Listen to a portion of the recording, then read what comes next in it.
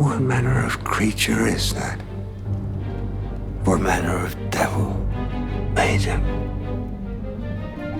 I did. I made him. My name is Victor. Victor Frankenstein. Welcome to Now Playing Podcast Review of Frankenstein. You really believe you can do it? Assemble a man and give it life? Hosted by Brock. Pure the gnat of the common man. Stuart. You are the monster. And Arnie. I know what you are. A good man. And you are my friend. But be warned, this episode will contain detailed plot spoilers and strong language. Can you contain your fire, Prometheus? Or are you going to burn your hands before delivering it? We hope you enjoy the show. Some of what I will tell you is fact. Some is not. But it is all true.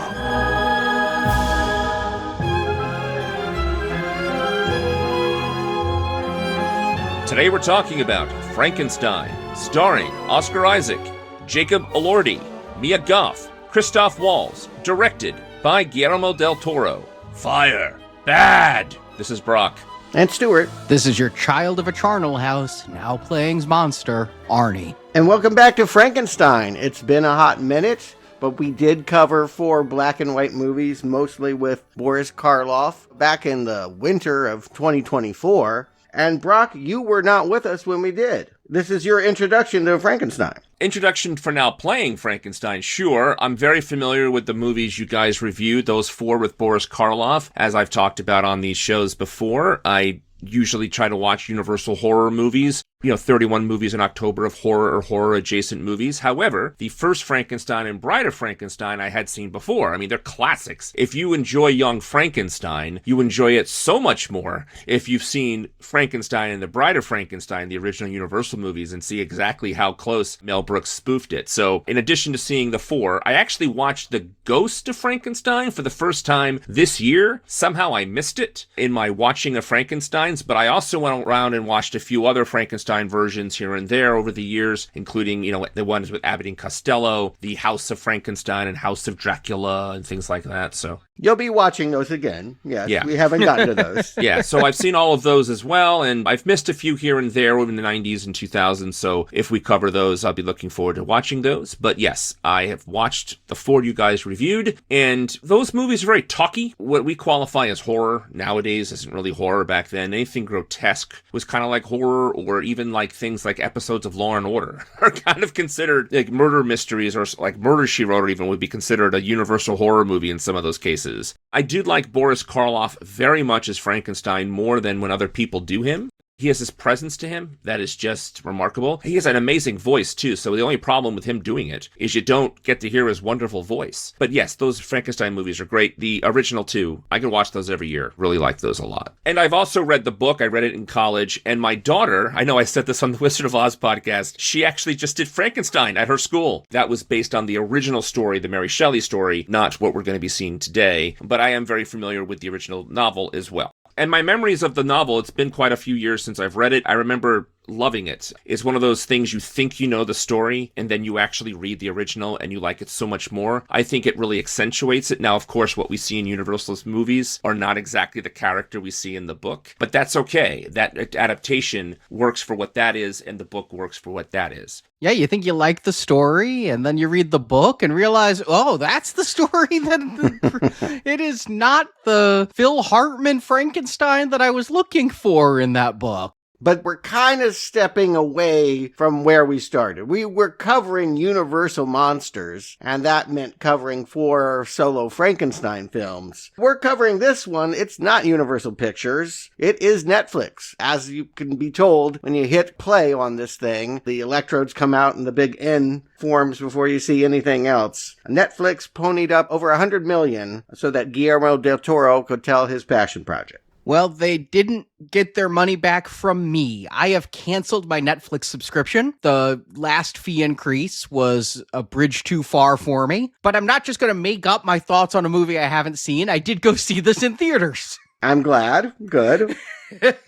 I paid a ticket price that was far less than a month of Netflix now, as I saw this at the Alamo. And so I didn't see a Netflix logo at the start of this, but my understanding is this movie is doing gangbusters for Netflix, like record-setting, not quite K-pop Demon Hunter level numbers, but good numbers. I did see it on Netflix. I still have Netflix. I did not cancel Netflix. My family would kill me. My wife and daughter watch a lot of Netflix. I don't watch a lot of Netflix. However, I loved having it available here at my house. I did not mind the big old Netflix at the beginning, but I do find it odd that they pony up over $100 million for a streaming movie. I don't know how in the world that's going to see a return for them. Ratings be damned. I just don't see it. But hey, they have a business model I don't understand, and they're doing great with it, so what do I know?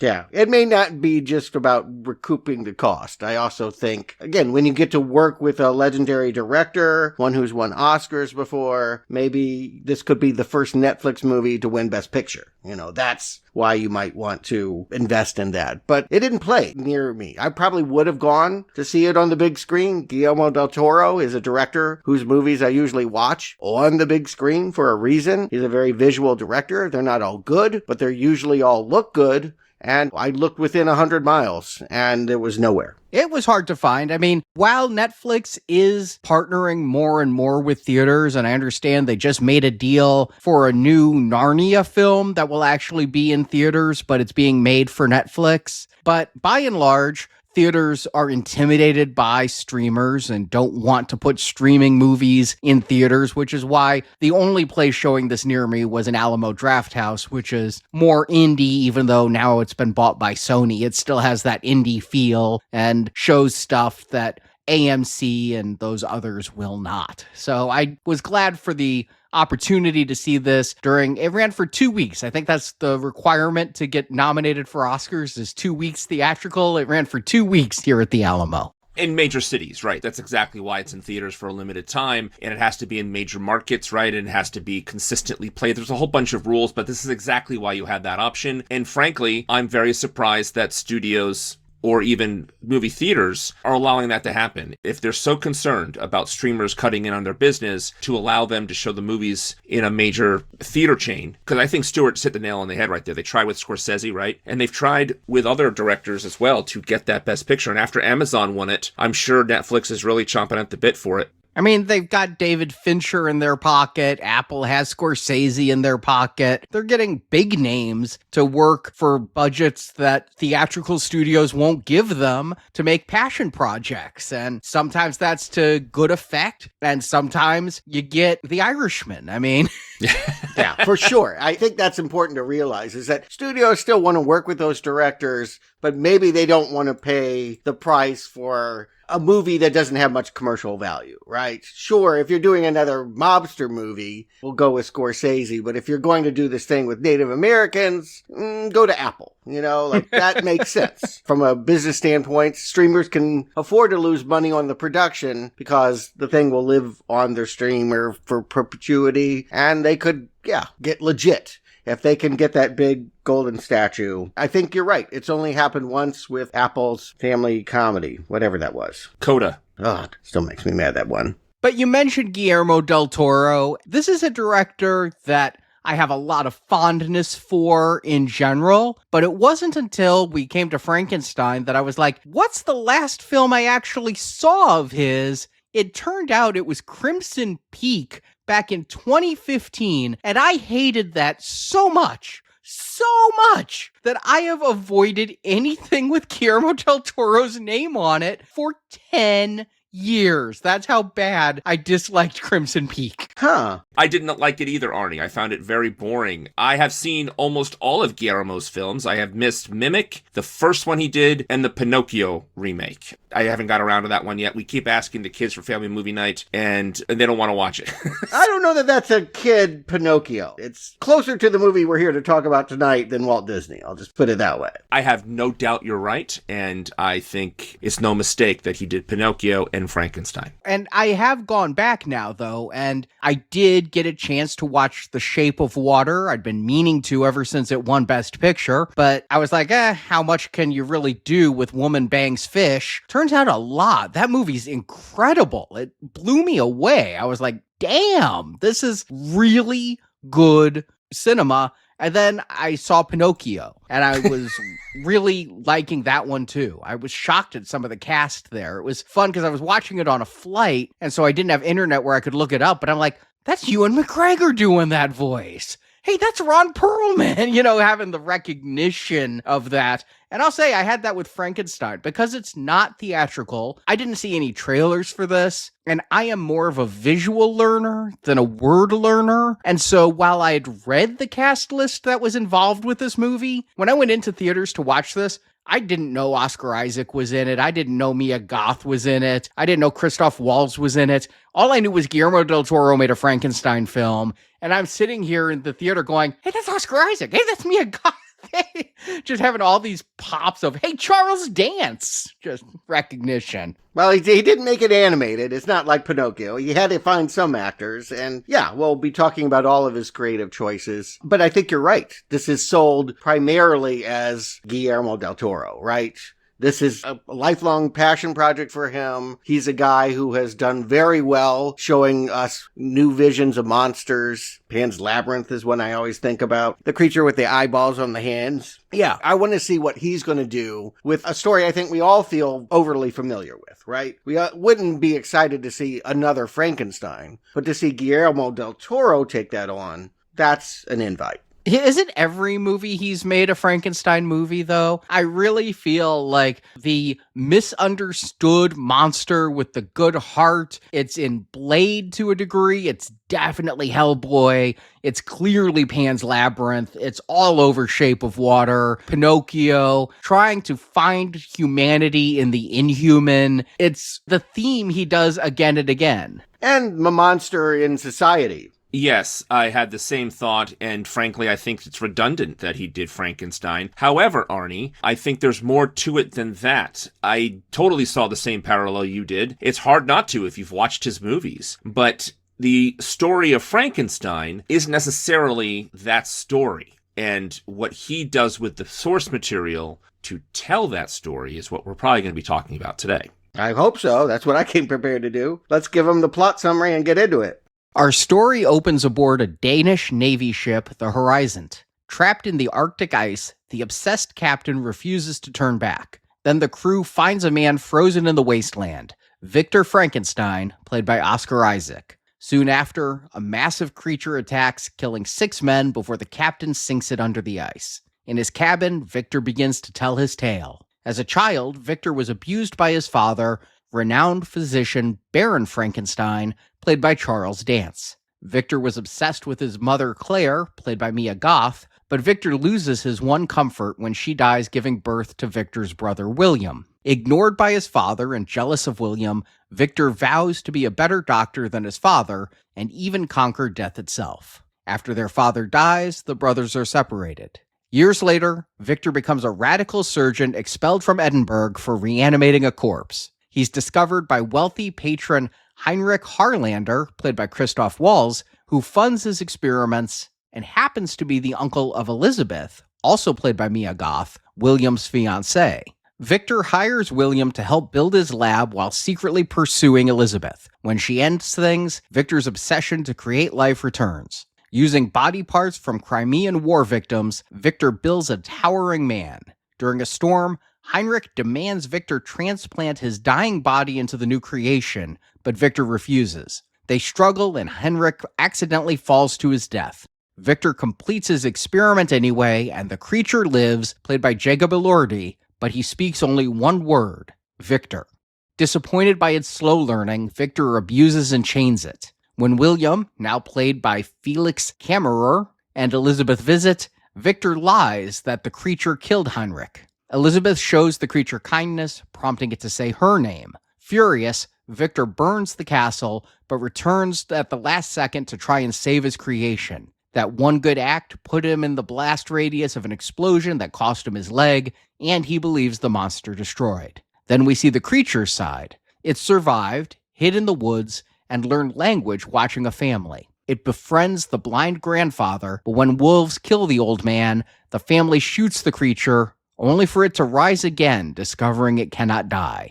It finds Victor on William and Elizabeth's wedding day, demanding a mate. Victor refuses and tries to shoot the creature. He misses and accidentally shoots and kills Elizabeth, and the creature kills William. With his dying breath, William tells Victor, "You are the monster." The creature vows to make Victor suffer forever, leading him on a deadly chase into the Arctic. Back where we began, Victor dies, begging forgiveness from the being he now calls his son. The creature forgives him, sets the ship free, and walks off into the daylight. The captain, changed by what he's witnessed, ends his doomed quest for the North Pole and turns his crew for home as credits roll. Yeah, the North Pole thing. It's a prominent factor in the book. Not many movie adaptations take it on. I think this is the first time we've seen it. It looked amazing. Like, obviously they're not in the North Pole. That ship, the frozen plains, I mean, the imagery right away is just blowing me away. I saw some making of, and watching this movie, you would think that you were in the Arctic with a ship trapped in the ice, and seeing the making of, it's just so crazy because there is a full-size ship, but they're in a parking lot. And so they have all this fake snow and fake ice, and then they zoom out and you just see these blue curtains all around it so they can put the background in. And they're, I think, in Canada, but everybody's in like short sleeve shirts, and then you've got the people bundled up to pretend like they're in the Arctic. But yeah, this thing is an incredible vision. The sets are just immense. The more I found out about how much of this was practical, yes, there's extensions and stuff out of windows and things that aren't real, but huge sets were built. Huge ships were built and put on gimbals so they could rock. It is incredible. Agreed. I really like the look of this movie, but Netflix would probably let Guillermo do anything that he wanted. Guillermo has chosen to start this here, not just because it was in the book. I think actually he's going to throw some pivotal plot points away from the book. And from my understanding, all of the dialogue is original. He wrote everything that the characters are saying. Yeah, he said that he was trying to match the style and the cadence of what Mary Shelley did while making all the words his own. It's kind of a strange thing there, but he did have his fingers in every aspect of this. He wrote and directed, of course, but the art direction, some of the costumes, some of the sets, he sketched all this stuff out. But to start with a ship that is snowbound, we'll find out that they all signed on to be the first ones to reach the North Pole, and won't we conquer the world once we do that? And those ambitions having fallen short, it is, of course, setting up a theme for this entire movie, that the captain of the ship is very similar to Victor Frankenstein in that he is being cruel to those around him to pursue a pursuit that may not be worth it, and is costing him his health. He has just a little brief moment. This movie, it's cut very, very well. It keeps the story moving along, but I love the little details when you can catch them. He goes into his quarters and takes off his socks, and you can see that, like, he's losing toes, like his feet are blackening. And just like Victor, when we see him, who's also losing body parts, ambition is killing ambitious men. I had to do some looking up because these seamen aren't speaking English, but I was pretty sure they aren't speaking Russian, but the men want to go back to St. Petersburg. And so I'm like, why do they want to go back to Russia if they're not Russian? And I guess at the time, a lot of Danish used Russia as their port of origin. So while this is a Danish crew on a Danish mission, they left out of Russia. Did they explicitly say they were Danish? Because if they did, I missed it. I thought they were Russian the whole time. They did, but only if you turn on the closed captioning. Aha, so okay, fine. Yeah, I didn't do that. Mm-hmm.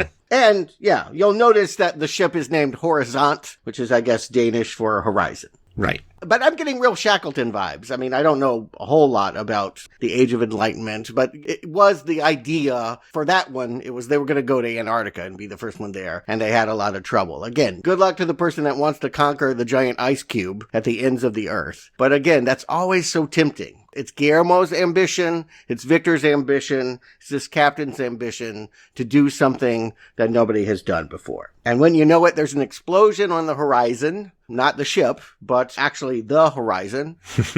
And they're quickly introduced to Victor Frankenstein. I was shocked by the reveal of his artificial leg, and it's just such a cool leg because it's got a silver bare foot on it. It's a very fancy leg for the 19th century, I would think. And so that reveal was something that foreshadowed things to come that I, of course, do not recall from any previous adaptation or the original novel. And we get introduced to our star here, Oscar Isaac, under a heavy beard and a heavy coat. He goes big in this movie, a lot. Whether it's big in his dying throes here and his impassioned need to tell his story, or later on when he's maniacally discussing his obsession with life. He has an opportunity to capital A act, and I think he's loving it. Are you saying this negatively, like he's chewing the scenery? Just because you're chewing the scenery doesn't necessarily mean negative. I'll say he's a little much. I think the performance is a little big for the quiet family drama we're actually going to get. If this were more of a campy Frankenstein in the style of the 30s movies, what he's doing, it's closer to something Nick Cage would do. I hear what you're saying. I felt everyone else was so reserved that his passion, his larger-than-life certainly worked in quite a few scenes. These opening scenes, though, he's very subdued. I know it comes up later how he gets the leg, but when we saw the leg here, I immediately thought it was a great idea. He made a patchwork man, and now he's a patchwork man. Like, it makes a lot of sense, and to introduce it up here, up top, was a smart way to go as well. But I didn't notice how big he was here. What I did notice, and I was wondering to the point where I looked it up and I couldn't find anything on it, if he was wearing a prosthetic nose. Not trying to shame him or anything like that, but maybe because the way the movie was filmed, a lot from below and up, a lot of the time, a lot of shots were from below towards up. His nose, maybe with the shadows, I thought he was wearing something prosthetic, because I don't remember his nose being that big in The Last Jedi. Well, it's going to be crushed. We're at the end of the story, but if we go through the story, we know that his creation will actually crush his nose before he gets to this Arctic destination. So you're saying he's wearing a prosthetic in the now, and later on he's not, is what you're saying? I think so, yeah. You're seeing a man that has lost some of his pieces, and I think that is obviously important. A big nose or not. Speaking of big things, this is when we see Jacob Elordi on the horizon, and we get an early introduction to the creature. They're not going to make us wait. We get one of my favorite moments of him attacking the ship. Was I the only one getting serious X-Men vibes off of his super strength and throwing people around? And the way he's draped in this coat, it reminds me of Tyler Mane in that 2000 X-Men film. And the fact that he's yelling, "Victor!" which is, of course, almost every line of dialogue in X-Men Origins Wolverine. I knew you would bring that up. What can I say? I knew it. The second he said Victor, I'm like, Arnie's going to talk about X-Men Origins. Yep.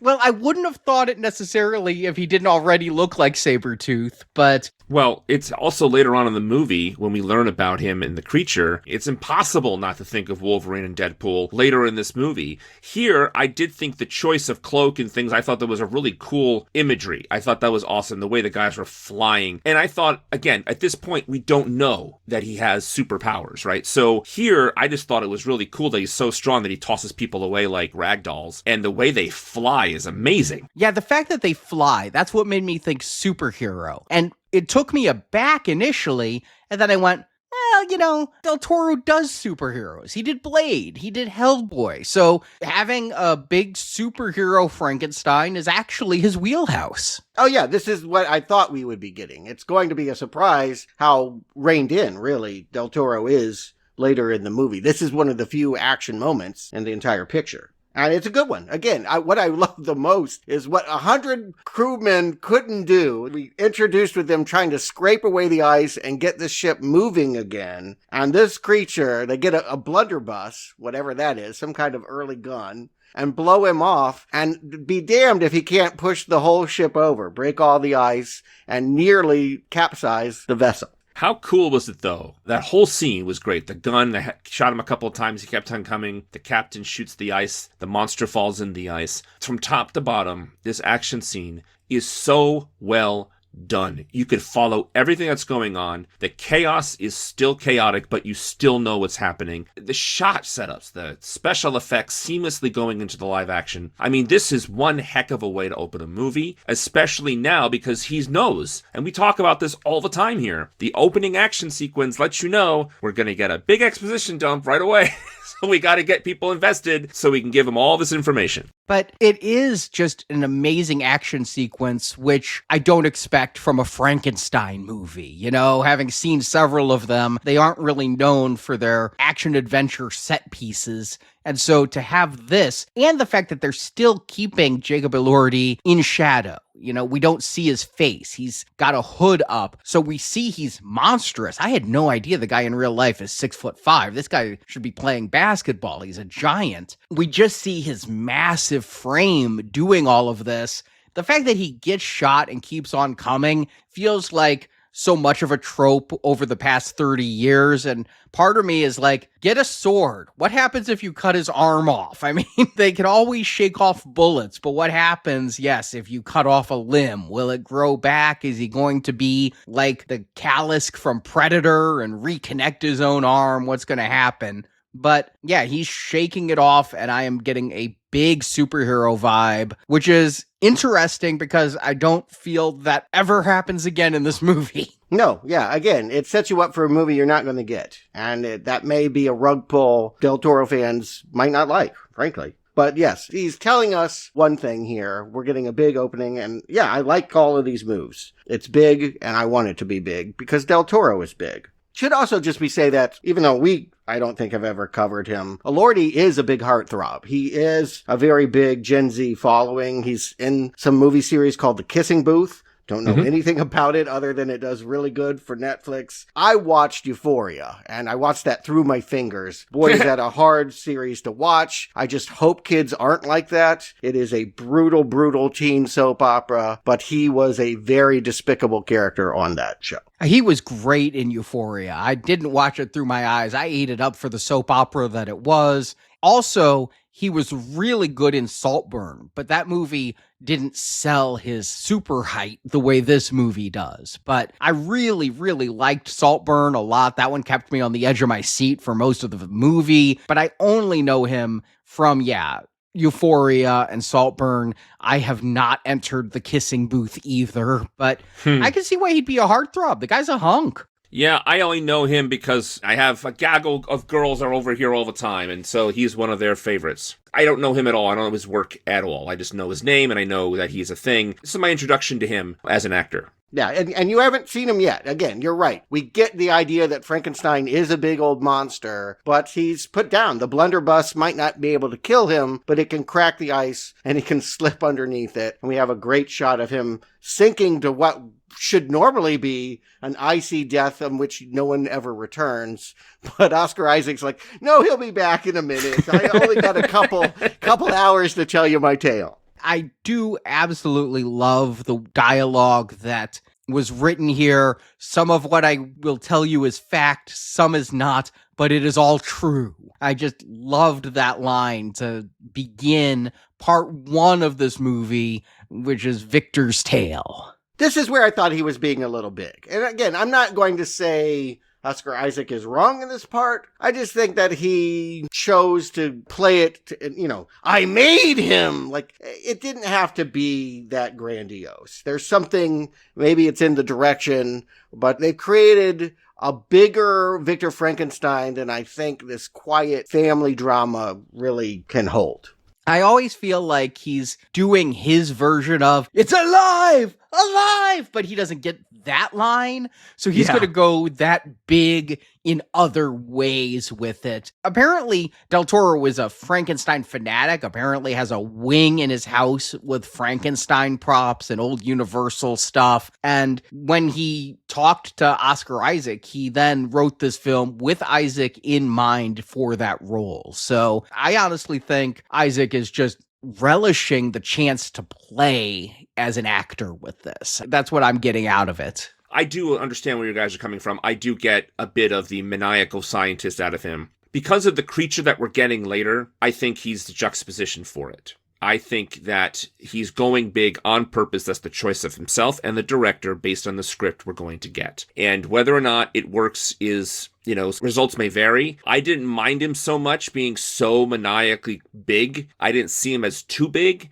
because everything else against him is small. If everyone was matching that energy, we'd have a huge problem. I think he is the only one doing it, and we need some of that energy in this movie. Energy is needed in this movie, and therefore we get it with his performance. Yep, it's a slow movie. The quiet movie that we're going to get may seem like a betrayal to the thing we just watched. That opening is a grabber and not the right introduction for what we will see for the rest of our time here. But we get this flashback to Victor's youth, and he's a young boy with a huge Oedipus complex.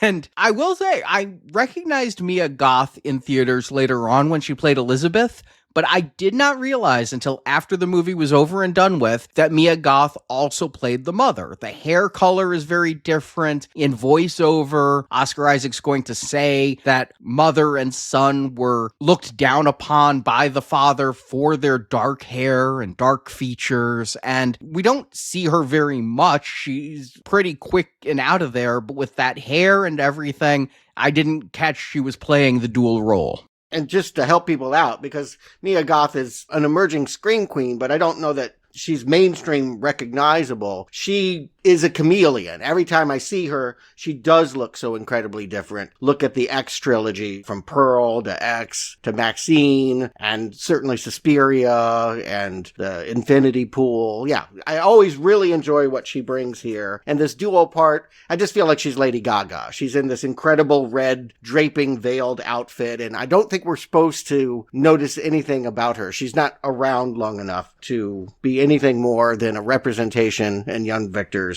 mind.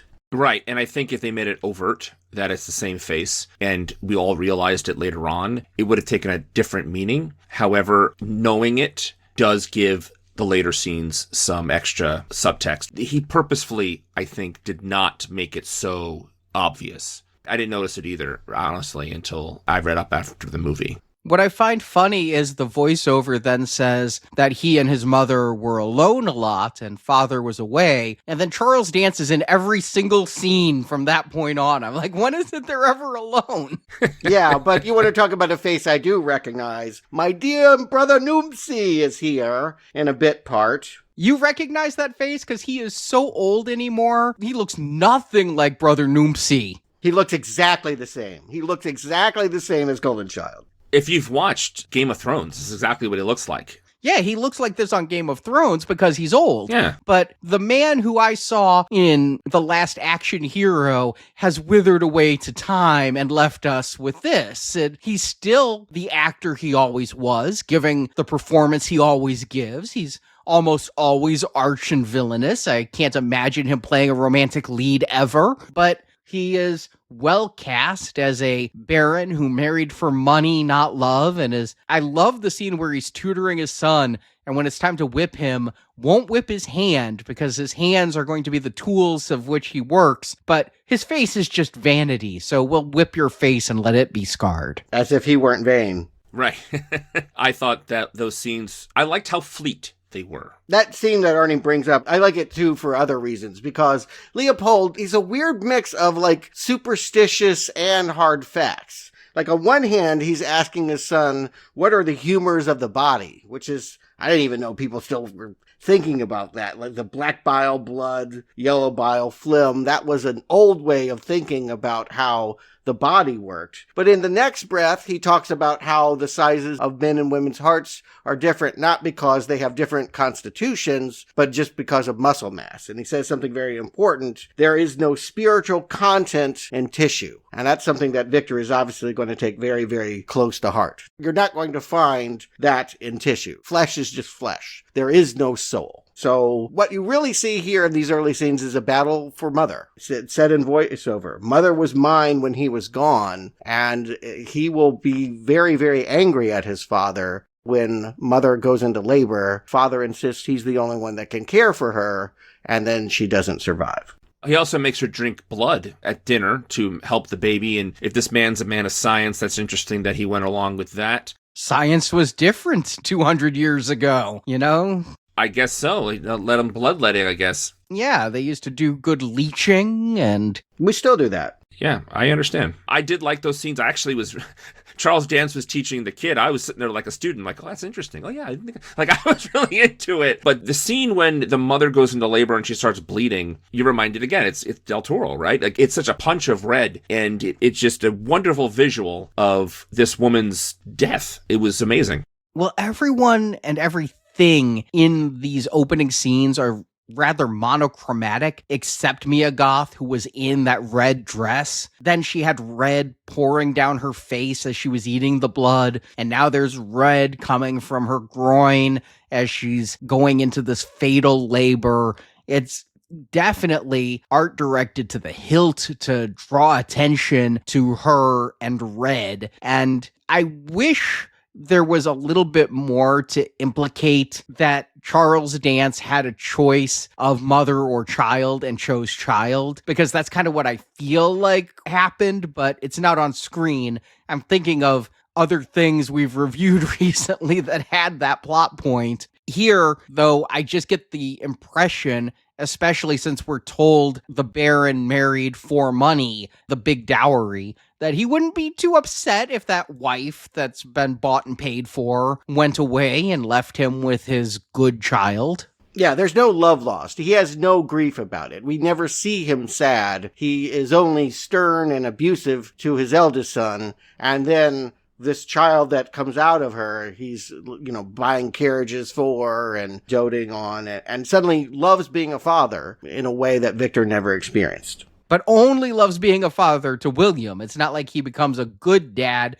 to Victor at that point. And this is where Victor makes his vow to be a better doctor than his father, and I'll show him I'll defeat death. Yeah, you love the creation more than you love the woman. I loved my mother. It's this, epic Freudian battle that is obviously setting the stage for what is driving Victor so desperately to create life anew. What's interesting to me, though, is the father dies so suddenly. And if I recall my Mary Shelley from when I read it 2 years ago, Victor's parents are alive. He's corresponding with them in that book. But here, Del Toro's going to take them out of the equation really quick. Victor never gets his triumphant moment over his father. His father's going to die while Victor is still a young boy. Yeah. But vowing, he has an important dream. Who has this? But he has a winged statue in his bedroom that he prays to. I don't know what that's supposed to represent,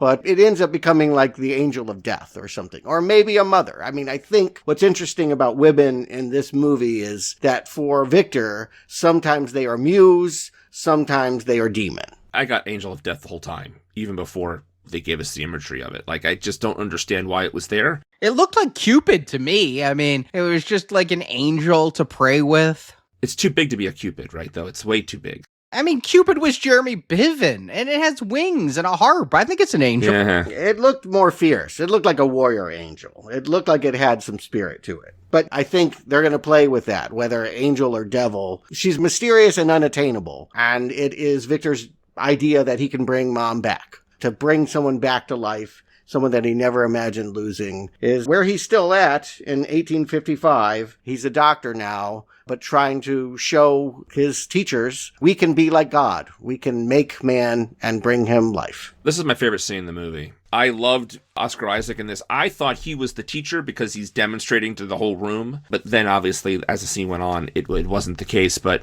I would have thought that too, Brock, except it starts with the title that they're in the Royal College of Medicine, but it's a disciplinary tribunal. So, he comes off like he's lecturing to the class, but that title ahead of us tells us this is his execution.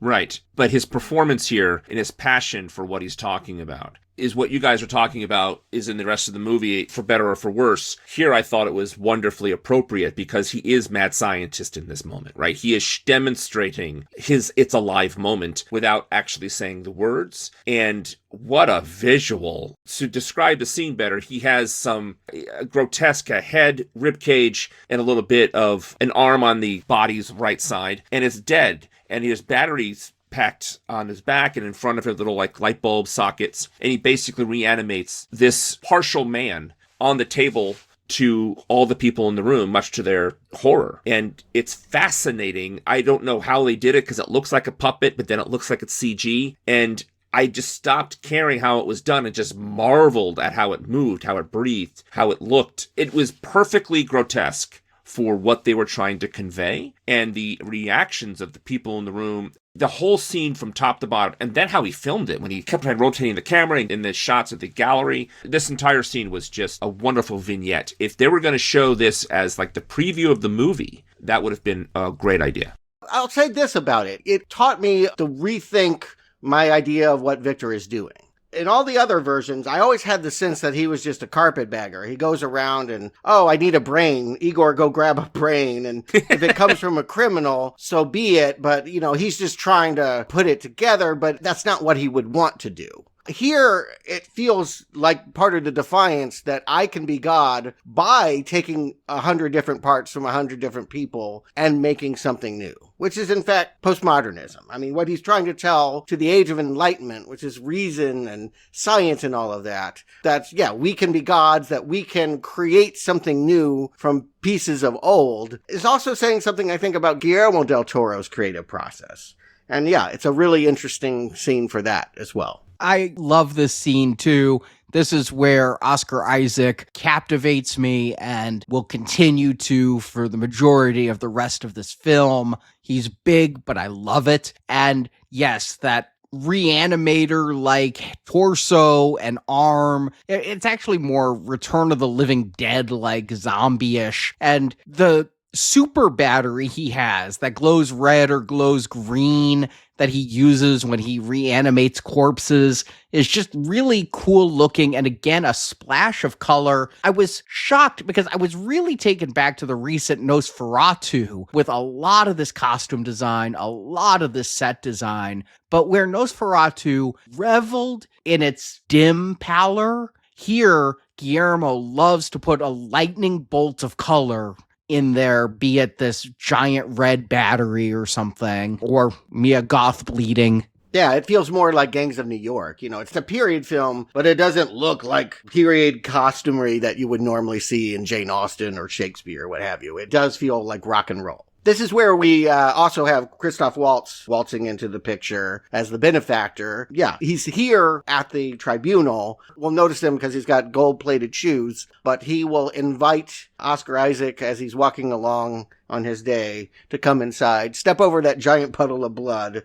I have an offer to make you. So obviously the puddle of blood was symbolic. I loved, though, he's walking from behind, the camera's behind Oscar Isaac as he's walking through the alley, and the people are in the alley cutting and butchering up meat, and just another great idea for what the story is going to be about. Christoph Waltz is a great actor, and I like watching him. He's doing a very similar character here to what we've seen him do before. Now, a lot of actors do that. And so you get Christoph Waltz, you get this guy. I just wish that we get something a little bit different out of him, but he does well. I just wish there was something more. Let me put a point on, I think, what you're saying, Brock. You said Christoph Waltz is a great actor. And when I saw him in Inglourious Bastards and Django Unchained, I was blown away by both performances, and both performances were very different. In one, he's exceptionally ruthlessly evil and reveling in it. In the other, he's kind and he's not as gregarious, and he's very much a secondary player and more than happy to let the other people around him take that stage. But I feel like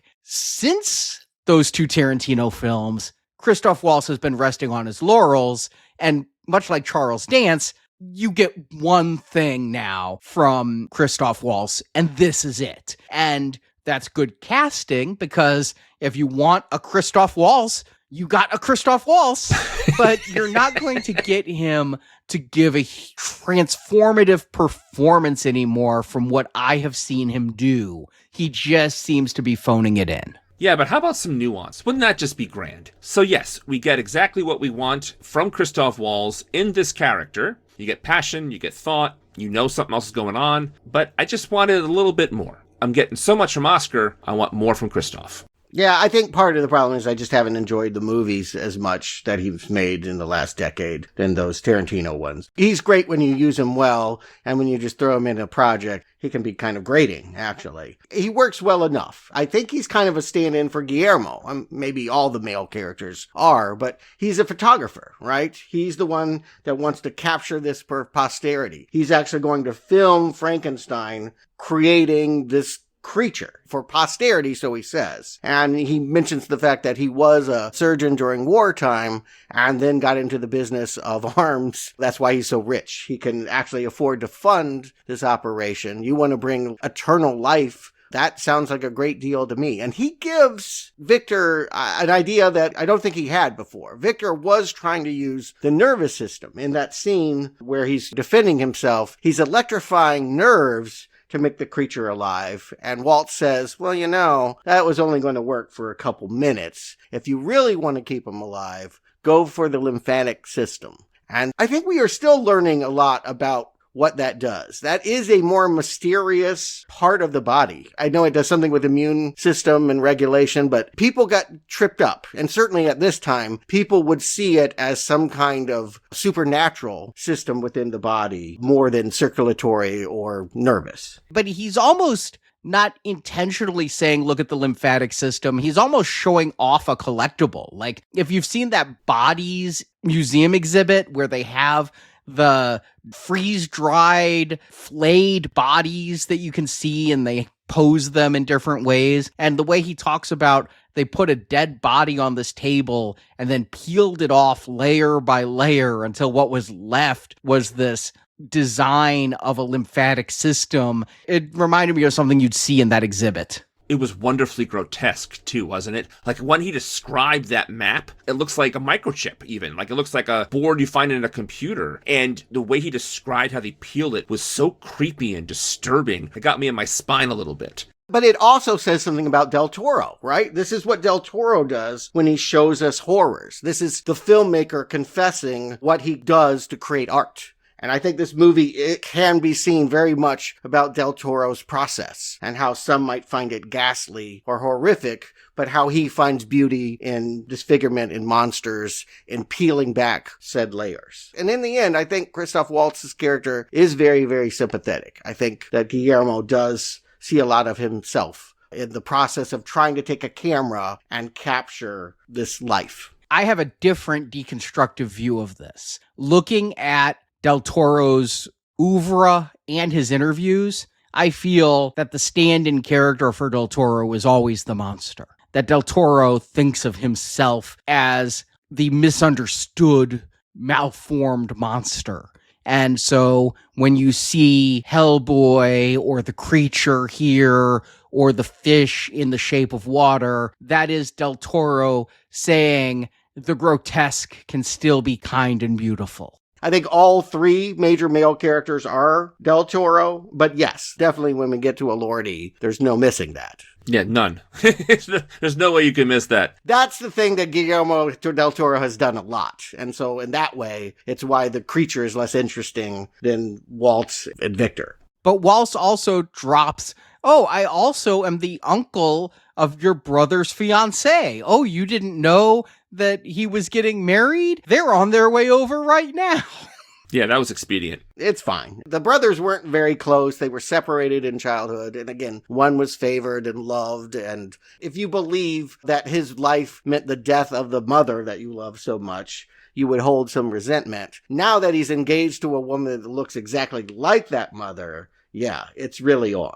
I'm not going to say I care a lot about the original story and how it's being adapted here. I don't want to say this story is also freely coming from the book, because clearly the bones of the book is here, the bones of the story is here. But typically, the brother is like a child, and typically Elizabeth and Victor already have a relationship. They're engaged. So to have this twist in it completely is different than any version of Frankenstein that I can seem to remember. Obviously, the Universal movies do something completely different. But I just don't remember them ever going this way before, and I was scratching my head for 5 minutes wondering why he would do this. It's Freudian. Again, it reads into the idea of father killed mother. You'll notice every time Oscar Isaacs drinks, he doesn't drink alcohol, milk, mother's milk. He is still missing that primal relationship. And now I could have it again, except damn it, my brother is going to marry her. It just keeps the Oedipal complex going.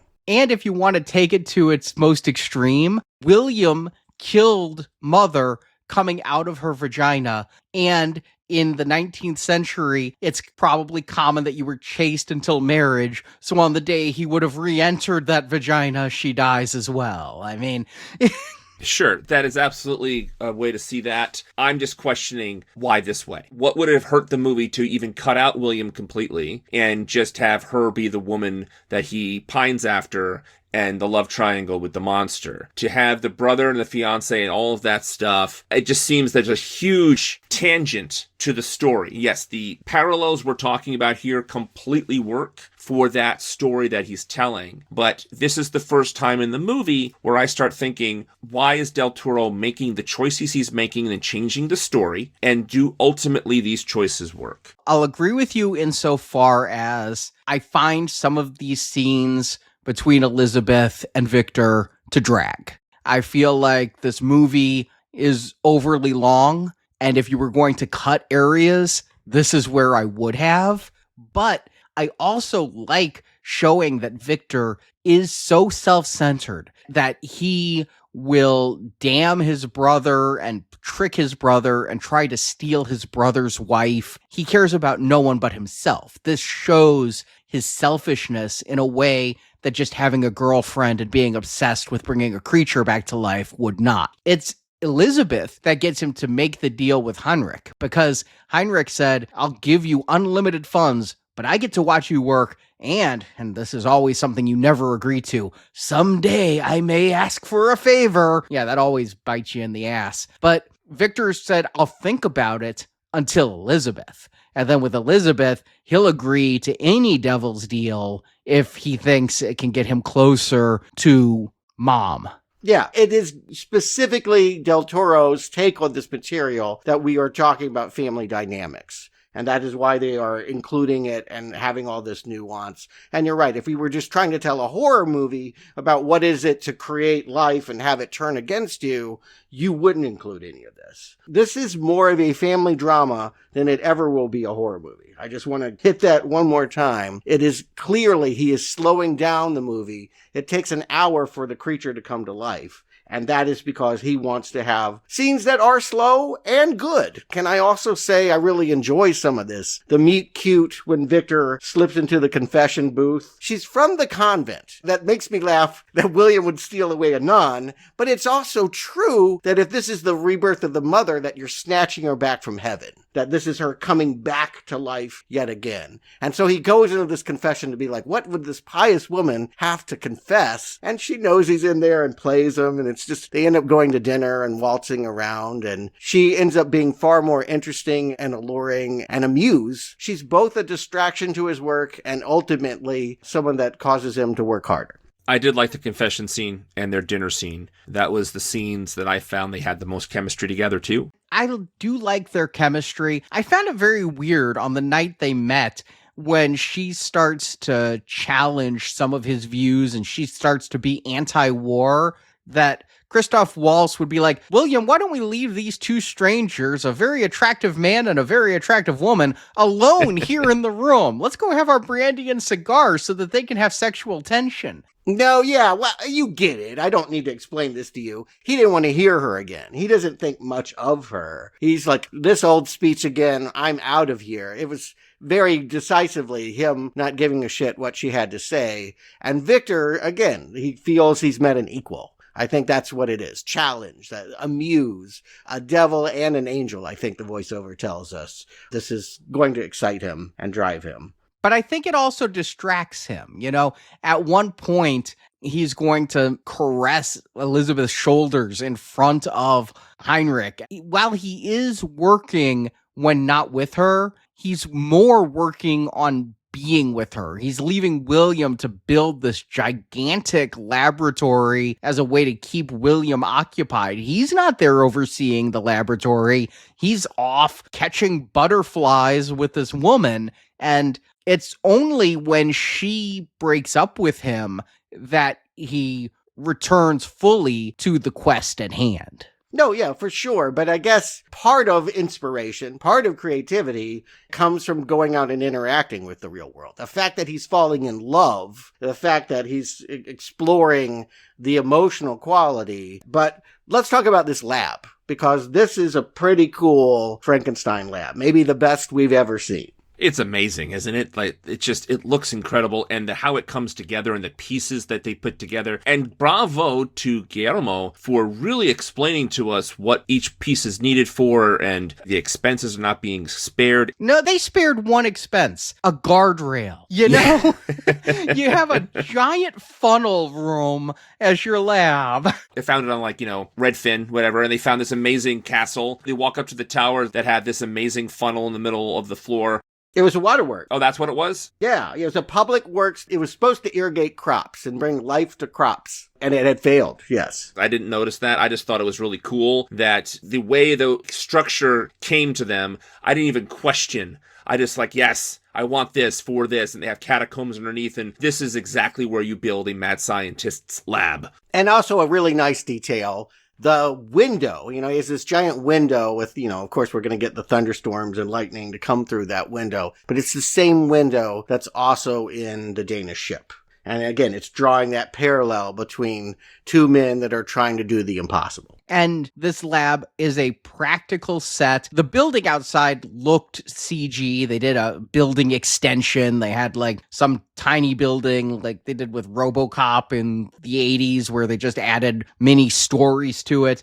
But the set inside is practical with just blue outside the windows. And you can just tell because the camera's going to circle around here and move around. Del Toro said when he was filming some of the scenes in there, he intentionally wanted to film it like an arena rock concert with the camera moving up and down and cranes going and everything. And it's just incredible. Yes, I don't think we'll ever be as iconic as that original one with the lightning bolts on top, but it is certainly the most grand vision of Frankenstein I've ever seen. Yeah, when we get to Branagh, it's like a whole workout routine. It's ridiculous. He's jumping around without his shirt on, doing pull-ups and stuff. Yeah, there's been some silly versions of this that are maybe more dramatic, but this one feels sound. It feels right. It feels functional. And that's hard to do because that original one's campy. We laugh. That's the stereotype of what a mad scientist laboratory would look like. This thing feels like it might actually work.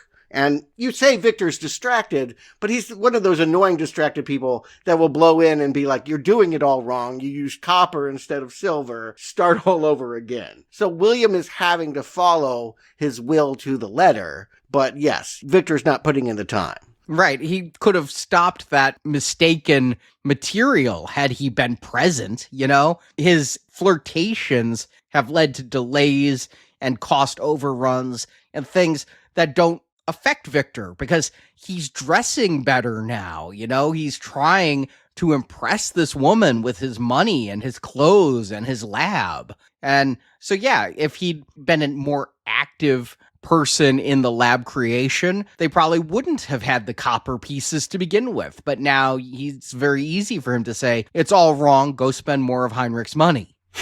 Yeah. We definitely see Christoph Waltz at a urinal saying it's about to run out. I'm running out. The war is ending. And you got to produce in a week.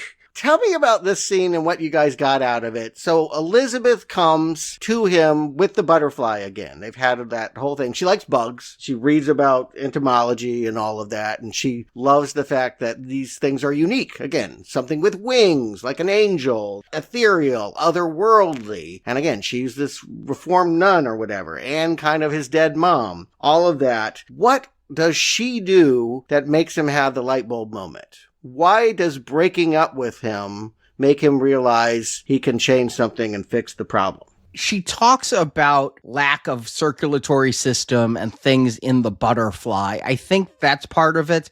My question is far more basic. she's been clearly flirting with him and indulging him in this fantasy this whole time, catching butterflies with him, having dinners with him. When he caressed her shoulders in front of everyone, she did not flinch. And now she comes to him and says, the butterfly missed its father, as if they are the parents to this butterfly. But when he finally says, I want you, she says, I've made my choice, and leaves. So did she go there to break up with him? It doesn't seem that way. Or did he do something that causes her to choose William?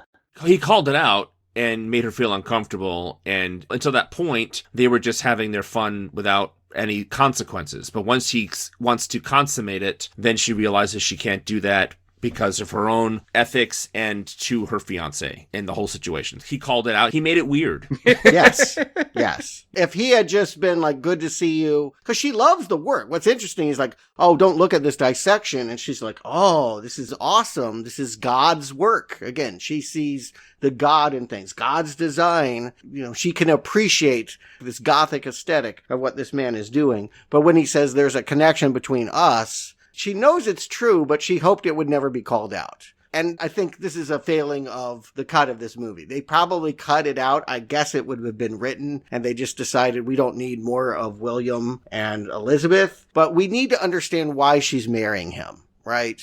It seems like she would rather go with Victor, but she says, I have made my choice. And you can feel like she doesn't have a choice, right? Like she's forced to marry William against her will. And while she has more in common with this weirdo and his weird experiments, something, society, propriety, I would have liked a scene or two to explain why she was trapped in a loveless marriage, like Charles Dance and her as the parents of Victor. And that's the thing. Why are you telling the story this way? Why are the choices here that are here? I do not get that either. I don't see what she sees in William. It seems that William is underwritten, or maybe perhaps you're right. Maybe that they cut some stuff out. He's also the least famous actor of the leads here. It's like Felix Kammerer seems to have stumbled his way into a all A-list name project when he only has 2 movies and 2 TV shows in his past. I think he did just fine with the role he's given. Where I was going was, I don't particularly care for Mia Goth. I don't think she's doing anything terrible. I'm getting everything I need to know off this character because of how it's written, but her face just does not read to me like she's emotionally invested in anything. She smiles 2 or 3 times,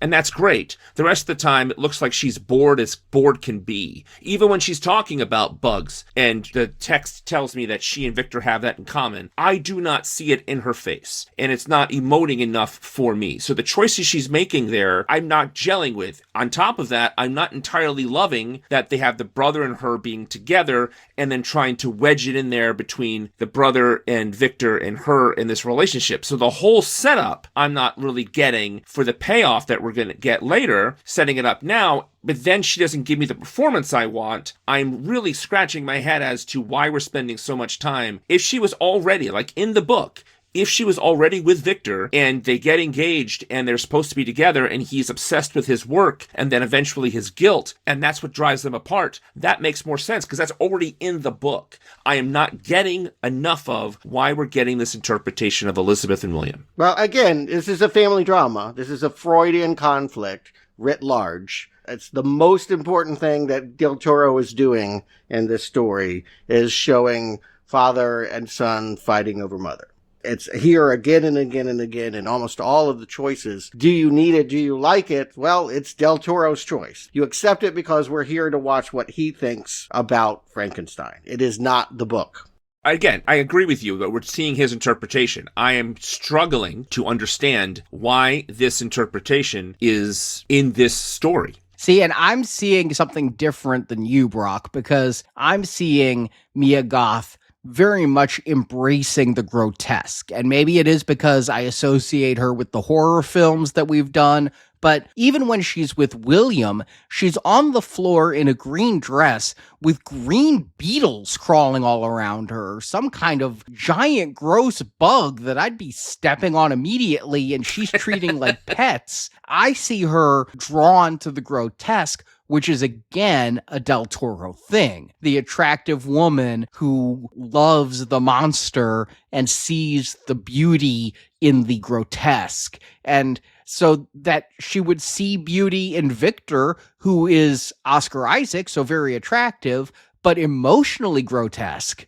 is a flirtation I could see her having. I enjoy all of her scenes, even while I feel I want to get to the monster. I'm like, there's a lot of this, and I know we're getting to a monster at some point, but I would embrace a movie that was all Oscar Isaac and Mia Goth and William in this triangle and never got to a monster. I have one other thought on this. Could it possibly be the interpretation her attraction and repulsion is incest? That she is the mom reincarnated, that as much as she wants to love Victor, it would be inappropriate to play that role with him? But it would be equally inappropriate with William, so... True. Good point. But she didn't really know William, right? Because she died in childbirth. William does not know he's marrying his mother. He has never seen his mother. But Victor very much knows and was extremely close. Some might say too close with his mother when she died. So again, they're playing with a lot of things here. It's not conclusive. Maybe it's not meant to be. But it is taking up a lot of this movie. And maybe that's a problem. I kind of side with Arnie. I like this drama. And I also think it might be slowing Frankenstein down too much. Mm-hmm. But I do laugh a lot. I mean, when he goes to get bodies at the gallows, that was hysterical. I do love that scene where he's smelling the breath. He's like, you're lucky to be hanged. You'll be dead in a year. Yes. Yeah. It's really funny. And then later he's going to be at this battlefield. Something has happened to make him snap and go. He gets out of the bathtub and points to his back and says, lymphatic system. And I just don't quite get that, but I'll just go with it. I feel like they tried to tell us Mia Goth did that for him, but I can't unlock that yet. I can't figure that out. Yeah, I just got the stroke of scientific genius that you never know what inspirations can get you. While in the tub, and it's such a bolt of inspiration, he can't even put on underwear. We're going to get some Oscar Isaac ass and upper pubis area during these shots. I love how he just was naked. Like, we didn't see him naked. We saw his butt, right? But, like, you know that he had not gotten dressed yet, and he's still doing all his work stark naked. I'm like, yes, that's a man who's obsessed. Well done. Like, it was really a funny little touch, because you're laughing along with this guy who has his eureka moment. And, yeah, we have a montage of him sawing together all the best bits. And then pretty much we're ready for it. About 55 minutes into this movie, we have the creature wrapped like a mummy, standing Christ-like up, ready for his electrocution. Yeah, we get the big rainstorm, and I guess Victor hadn't prepared for the weather because he has to go out in the rain with these gloves. I'm obsessed with these gloves because at a brief point, I thought he flayed his own flesh because the gloves are the color of sinew. And like, it looks like if you just peeled your flesh back and degloved your hand, that's the color of the muscle and the blood underneath. I was like, is his hand bleeding? But no, it's these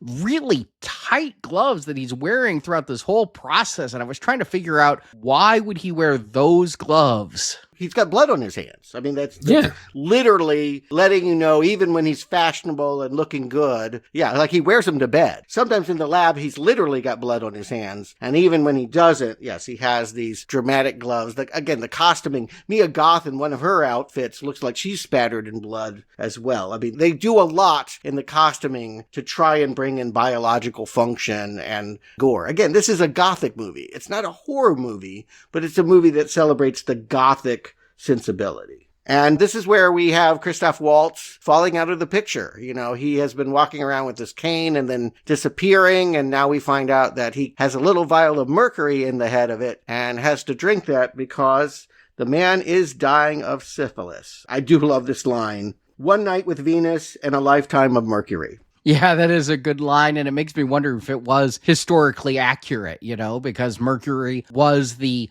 treatment, not the cure for syphilis back then. And I don't exactly know what he wants here. He's like, put me in the creature. And it was like, is it that he wants his brain transposed? Just the brain? He thinks putting the brain in the creature. Did they even think of the brain as the source of consciousness? Because we already had Victor's father saying the soul does not live in tissue. Yeah, we're not bringing someone back to life. We are creating something new from 100 different bits. That is definitely this Frankenstein's take. I think that he thinks that this is a way of living on through immortality. I don't quite know, because we don't have him elaborate on it too much, but I think that there's a mad scheme that he feels like in some way I'll be able to continue. Even though my body is failing, I can live on in this creation. And again, that's what filmmakers and artists do, right? If I can create a thing that will give me immortality, people will remember me. People will be watching this movie, looking at this painting 100, 200, 500 years from now. I got Brain. I got Brain because of everything you just said. And it's also in other movies that we've seen. Maybe not, I think that Ghost of Frankenstein that I watched recently, Igor wanted to put his brain inside the head. What Victor says here is your whole body is poisoned. I can't use any of it, even if I wanted to. And the look of distraught on Christoph's face is what I've been looking for, right? That's what I want. I want that from Christoph. It's what I paid for. I funded everything here. I want that look, and he delivers in this final scene here very much. So yes, I like the entire sequence. I think we get the answer to the question of why Christoph Waltz is doing all this is a very satisfying ending to that. And of course you have to kill him here because he's no longer needed, right? He's no longer needed in the story. Of course you're going to kill him here. And boy, does he get a gruesome one. Wow. And I like that earlier Hollander had equated Frankenstein to Prometheus, again, going to the gods. And here he says, I will be the eagle that feasts on your liver. So if you're familiar with your Greek mythology, that was Prometheus's end fate for giving fire to man. But Hollander throws one of the lightning rods down that funnel and it gets bent. And that doesn't seem to cause any problems. I mean, some lightning shoots around, but the monster still comes to life. It seemed like it was a non-event. Well, in the same way that we can't be sure that Charles Dance did anything medically wrong when he delivered the baby and she died, we can't be sure if it had been totally functioning the way that Victor had wanted it, if it didn't have that bent electrode, that Elordi, the creature, might not have come out to be more of what he wanted. What we will see is what gets animated is not to Victor's liking. Yeah, what I wondered is, was that bend what created success and thus made this creature unable to be replicated? But they never bring it up in any way that this could have been a plus or minus to his reanimation. I'd see it the other way, that this could have been the thing that made it lesser, that made it fail in the way that Victor is going to call this a failure. You can see that not the full charge was delivered, and so he didn't get a full bolt of lightning. He didn't get the god juice in totality. And I do love when Christoph Waltz goes down the funnel and Victor tries to save him. I mean, he's holding on to him. The shirt is ripping. He's wearing gloves. He's just not able to keep his hold on him. And he rushes down to see if Hollander is okay. But that shot where he picks up the body and like the back of the skull is gone is very darkly humorous to me. It's almost like gory slapstick how much of that skull has gotten crushed. Oh, sure. Yeah. And there's moments like that throughout this. When the violence comes, it's punchier than your usual period costume horror movie. It's grotesque, but it's not off-putting throughout the entire movie, especially since it's Guillermo, but I think anybody, the way it's done here is at the right times with just the right amount of, as you call it, punch. I think it works beautifully in this movie. Yeah. But Victor thinks it's a failure. He pulls his creature down and hears no heartbeat, tells the dark angel, that he's been praying to, you lied to me, goes to bed in those red gloves. And when he wakes up, you're right. The creature is alive. He doesn't get to scream that with overjoyed emotion. In fact, it's not going to be long before this relationship turns sour.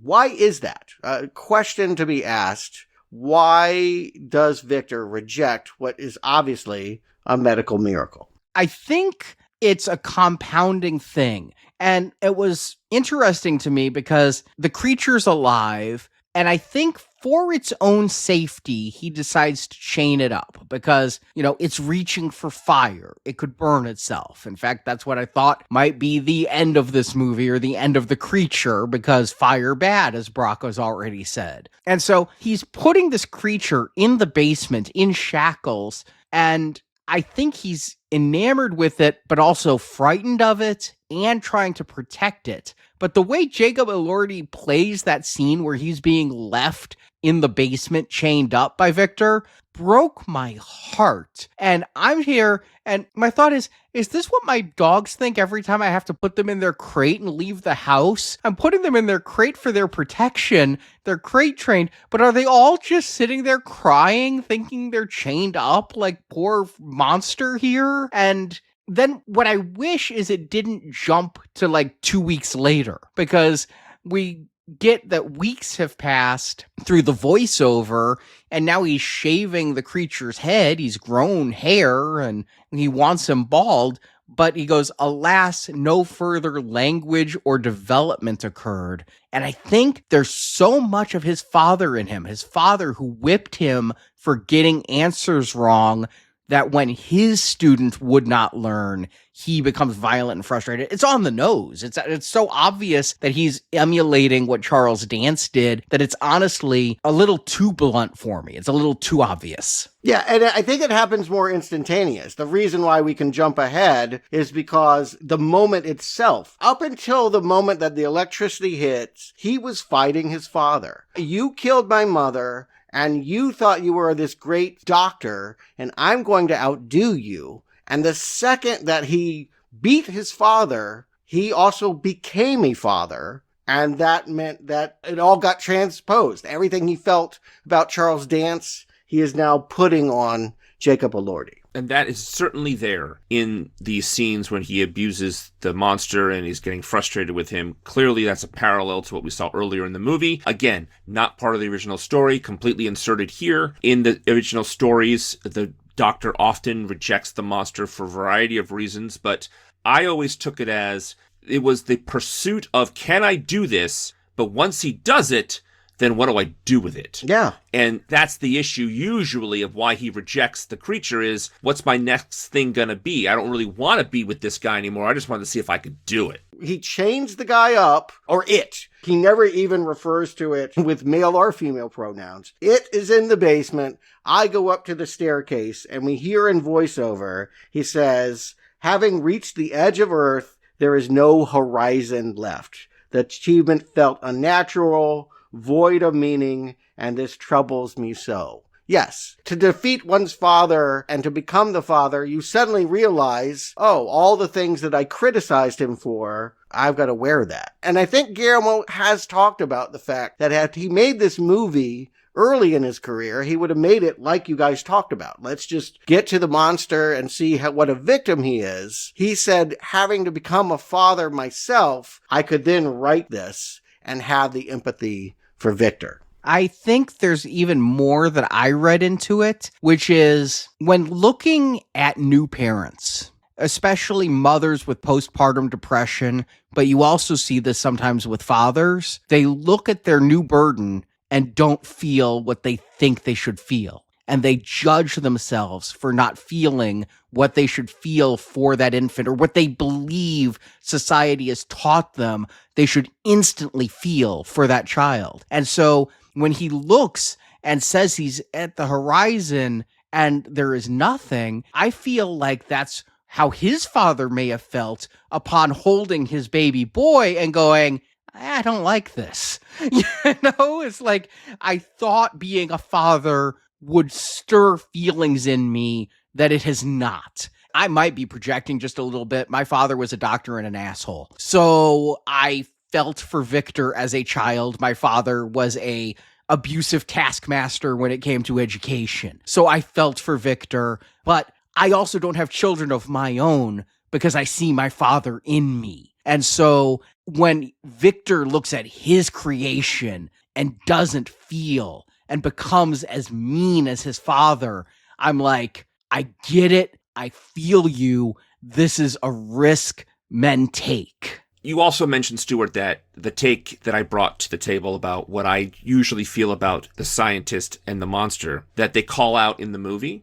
This is the second time that Guillermo del Toro calls it out in the movie. It's not going to be the last. I think some of this stuff that we can infer, and some of the things we're having trouble because he doesn't answer, I think we might be frustrated with because he does so often hit nails on the head just in case people aren't getting what he's trying to say. And here's another point, that this is one of the beautiful things about this story, is the interpretation of why the man rejects the creature. Here he just tells us, or one of the reasons why he does it. But I do think there's another level to this. Again, if you think about Guillermo del Toro, I finally made my passion project. I think artists oftentimes try to make a masterpiece and then wrestle with the ways that it does not live up to this thing that has lived in their head. And I do think, again, if you look at Victor as an artist, which I think can be a valid interpretation, this is the pain of feeling like it didn't measure up. It didn't become the thing that I wanted it to be. And because of that, all of that rage he had at his own father, he is now turning on. But we have a few scenes here where Elordi is, trying to understand the world and grabbing razors and is just going to be beaten for it. And he grabs that razor, but heals instantly. And so he's got that mutant healing power that Brock referred to earlier, which they're going to say later on is inconsistent, because when Elizabeth shows up, he's bleeding from a wound in the side. I believe that wound in the side is exactly where Jesus was speared also when he was on the cross. Of course. But he is still bleeding from that wound. And so Frankenstein is going to say the creature's healing is inconsistent so that he can bleed when Del Toro wants blood in a scene and he can heal when Del Toro wants him to be magical. Yeah, I mean, he's going to heal from that side injury too. But yes, there are several moments when the creature is lifted up to be electrocuted. He's Christ-like. And yes, an apple was used in the tribunal. There is a lot of biblical and other metaphor. Does that seem too heavy-handed? I think you catch some, and others are mysterious. I don't feel like everything being said here I even track, but some of it you can't miss. But yes, Elizabeth and William do come finally to see their uncle and find Victor there alone. Elizabeth discovers the creature chained up in the basement and shows it kindness, which it hasn't seen. He's been beating the hell out of it. And now she, as in so many Del Toro films, will be kind and soft and feminine with it. Be the mother that Victor once had. I love when they were out to dinner, Victor asked, was going to the convent worth it? And she's like, is anything? She talks about how everything was about her seeking purity. And again, that disappointment of never quite finding purity. For her, this is the answer. This is the man that I've been looking for. I thought it was bugs, but this is the thing that I love the most on the earth. It happens in this moment, and of course he's going to give her a nice little leaf or something she's going to keep pressed in a book. And this is the true love story that blooms here. Which we've seen before in other movies of his, most notably, of course, The Shape of Water. This is a Del Toro movie. This is something that he believes that we need to see again, and he puts it in this Frankenstein movie. But I'm hearing in that you don't want to see it again. Look, man, I think for all the great things that are going on here, I think he shoehorned in one of his tropes in a story that, while it certainly could be applied, he really puts it in here. He really shoves all this stuff into a story that didn't have it this overt, if at all. Not at all. Yeah, it wasn't there. And so, therefore, if this is his passion project, as you've been saying, then why make these sorts of big changes? I'm still not understanding why we're getting this chocolate in that peanut butter. I'm still not getting it. Because it's Del Toro. I understand it's Del Toro, but Del Toro does a lot of other things. I've seen other movies of his, and so a lot of times these themes are present, but this is Frankenstein. I'm not saying it's a holy text. That's not what I'm saying. But what I'm saying is this is an interpretation, and this is a telling of the story that is well told, so it is open to different interpretations. I'm not jiving with it. I'm not understanding why we're getting this extra stuff in when the story itself, when it goes back to the story itself, is super strong, especially with the visuals and the performances. That's what I'm saying. And that might be why you and I are having such a different reaction. I hated that book. I hated that book. I hated everything about it. It was a miserable read. And I like Dracula. I mean, we reviewed both when we did that. Everyone dogged on Dracula. I'm like, I think it's still kind of fun. No, I did not like Frankenstein. I thought it did feel like it was written by a teenager. And there was a lot of problems with it. I didn't like either book, but I'm liking Del Toro's interpretation here. Yeah, I think that it's the kind of story, again, a creation story is foundational. You can find it in all religions, and it's retold all the time. This is him taking an overplayed monster creation story and putting moves in it that, of course, he's going to do, as he's done his entire career. This is the only way he could tell Frankenstein, is the way that I would see this. Yeah, especially after The Shape of Water and even Pinocchio. This is exactly what I'm here for, and I'm getting it. And I wish he trusted his audience a little more to not pound the head of that nail so often and so heavily. I feel like the reproduction and the mirroring of the scenes of Victor with this creature and Charles' dance with the boy, we get it. And it gets much worse later. But it's working. Yeah, the thing is this. I'm having this big issue with this part of the movie, but I'm incredibly invested in what's going on. I want to see how it plays out, and I'm absolutely loving the look and the presentation of the movie. I have a major problem with, at the core of the changes, but I am still interested in seeing what's going on because it's amazingly made. This movie is incredibly made. Right. So, yeah, we're getting to the end of Victor's side of things. And so he makes the decision, I just have to kill it. He doesn't actually believe that it's violent and dangerous, right? There's no real evidence to believe that. No. No, I mean, it's so big and so strong, but it worshipped him. I mean, yes, we have the father-son stuff, but we also have God allegories all over the place. Victor is his creator. He worships Victor. He was of no danger whatsoever to Victor. Victor is jealous. Victor is mad because Elizabeth showed affection to this creature that Elizabeth withholds from him. That's why he goes nuts and burns the place down. I mean, William's lucky he didn't get his throat slit by Victor. Victor is obsessed, but not just with reanimating life, but with his mother/wannabe lover. Yeah, I definitely see that. But the creature also did, take the whip away and bend it. There's reasons to believe that Victor is not going to be able to keep beating this thing and physically, he could easily overtake me. I'm not going to be able to forever keep him in the basement. But you're absolutely right. In the end, this is about jealousy. This is mommy always picking someone else. And there's a classic storytelling of the abusive relationship between parent and child when the child says enough and fights back or, shoots the father to protect the mother. Those kinds of scenes, that's what we get with the bending of the whip. And of course, when he says the name Elizabeth, when he only could say Victor previously, that's the final straw for Victor. That was the moment that we needed, the way it was filmed, the way his head was just cocked to the side, almost taunting Victor there with this, saying the word Elizabeth. That was a great moment. And it made complete sense as to why that was the straw that broke the camel's back for Victor. The jealousy was just too much there. And I'm calling myself out on it. Here is that is very much the nail on the head, but that's the moment when you use it. That's the time to do it. And other times in the movie when he doesn't give the audience enough credit, this is the time when I feel, if you want to be overt about something, I use that word again, this is the time to do it. And also, it's just so, the way Elordi says the word is just, it just bathes in glory, ha ha ha, kind of almost mocking Victor. It was great. It was a really nice moment. He's really good in this. Surprisingly good.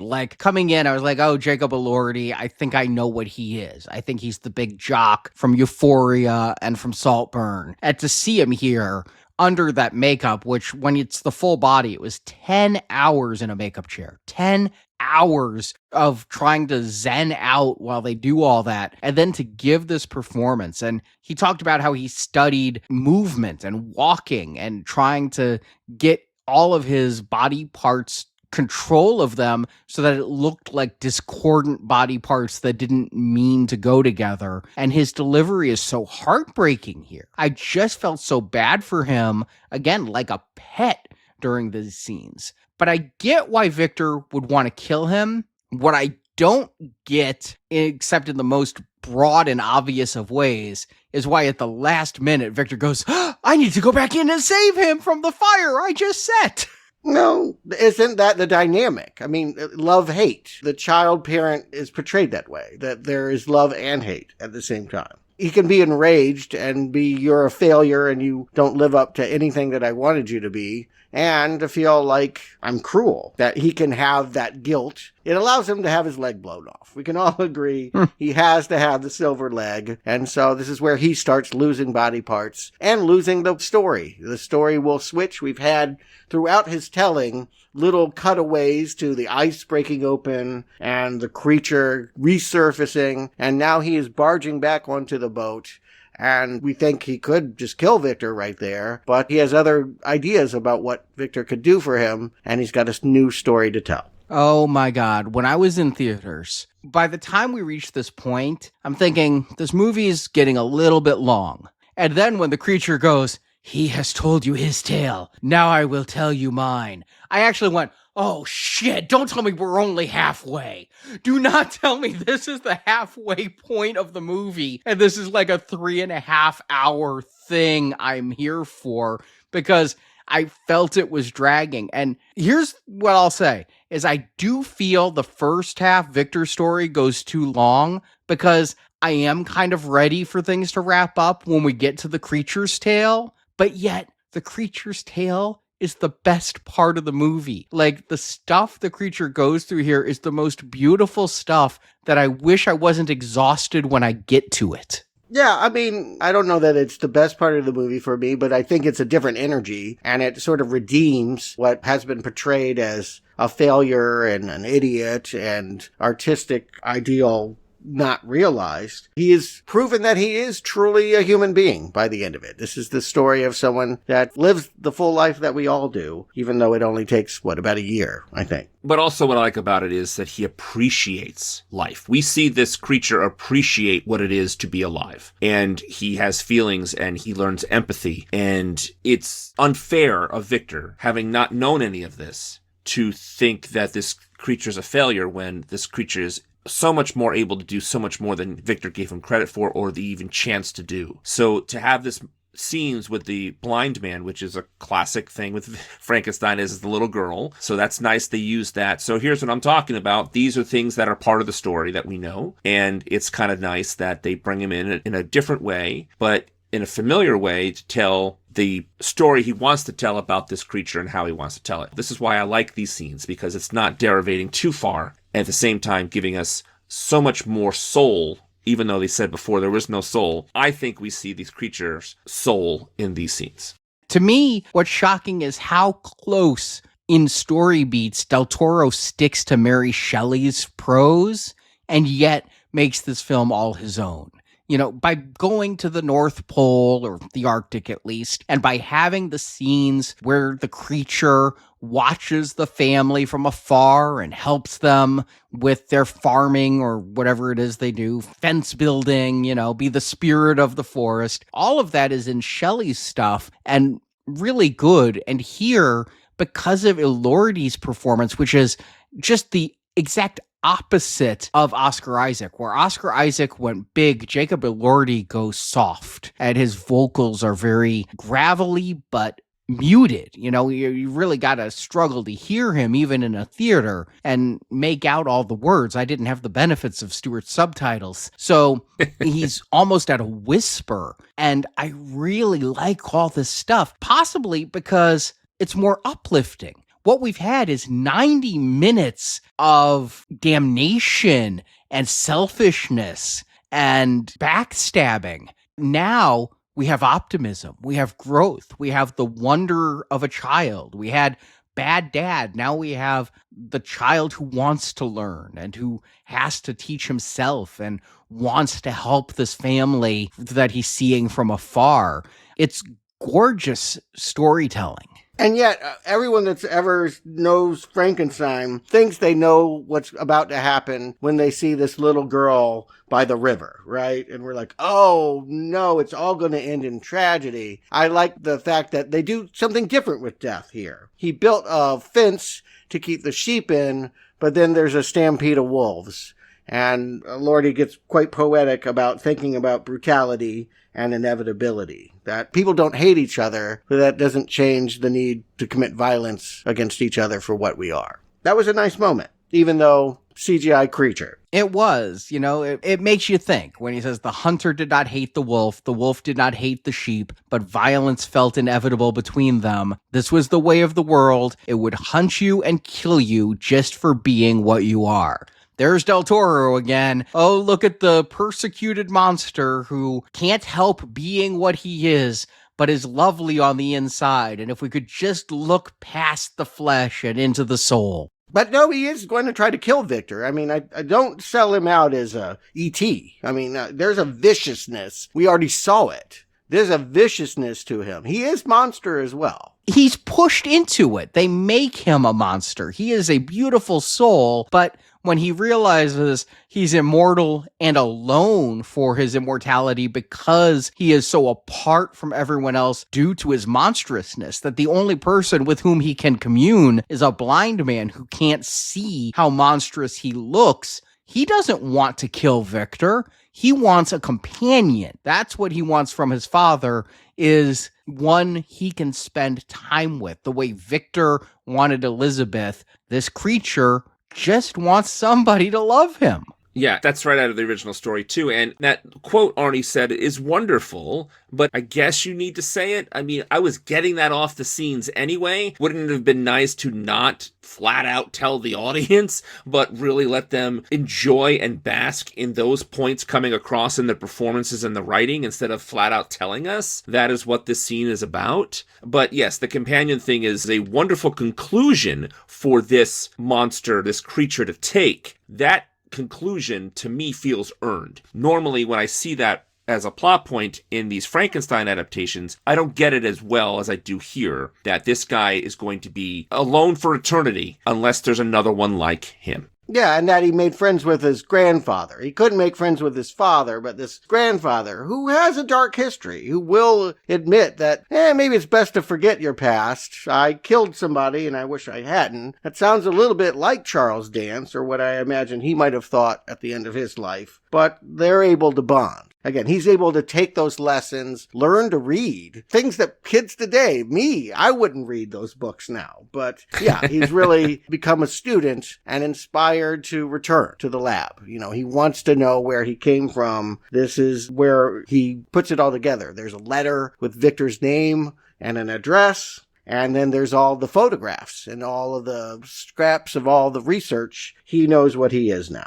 I had a funny thought, though, I was watching this, that can you imagine if he did like a 23andMe or whatever those are for like your ancestors, and he get like a giant novel because all those pieces and parts of other people. I love that line, though. He does actually say that. He's like, I see memories of different men, all in pieces. And like just the thought that he is all of them, the collective experience. He is not a man that came back to life, but hundreds of men. And can't even distinguish his own self from that experience. Again, postmodernism. It's a great moment. And yes, it ends tragically, honestly. It's the saddest moment for me that he comes back to find grandfather. They didn't have to throw the girl in the river and have the townspeople get torches. I'm glad they didn't go that route. That one would have been overplayed. I like that they kept the blind man, and I like the way that the wolves come back for him. And, of course, the monster is misunderstood, and the family, they come back just at the right moment, see him with the bleeding grandfather, and they shoot and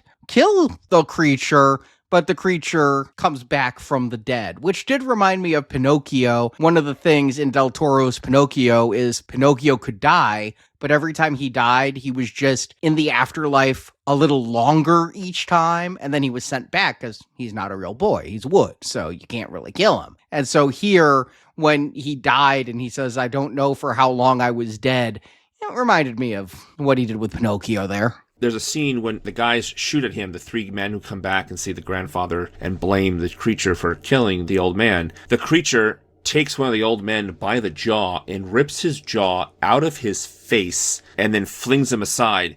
Again, wonderfully gruesome. I mean, like, wow, brutal and gruesome and just a big old Del Toro punch. Yeah, perhaps there's not enough of it. Because if we are just to see this creature as an innocent that was beaten down by the world, that's boring. He does have violence in him, and this is a moment that shows that.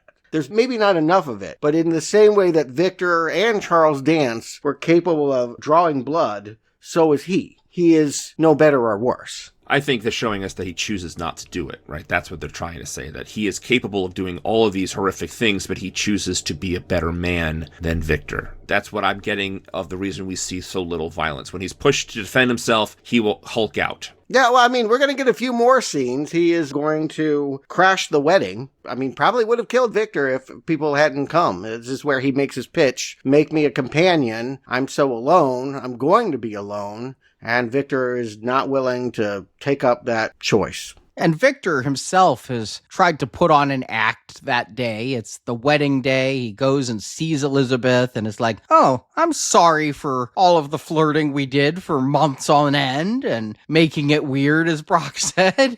Sorry about all that. And Elizabeth is just like seeing through that what he's doing now is trying to act the way he thinks people should act, but he doesn't mean what he says. Plus, he beat on his creation. She loved the creature. To know that it bled by his hand, they can't even be friends. I'm surprised he got a wedding invite. But she's holding on to that leaf. And again, she's running in there when she hears the fight. You can see love in her eyes when she sees that creature. And of course, she's going to step in the way of the bullet. I agree. I think Mia Goth is so good in this with subtlety, showing her emotion and her reaction to seeing the creature still alive after, they were, 100 yards from the castle when it finally blew up. They saw it blow up. They thought he was dead. And her relief that the creature is still alive is so palpable. And then, when Victor tries to shoot his creation and instead shoots the woman he loves because she gets in the way. Not the first time we've ever seen this kind of storytelling where you only hurt the ones you love, but I'm really into this telling of it.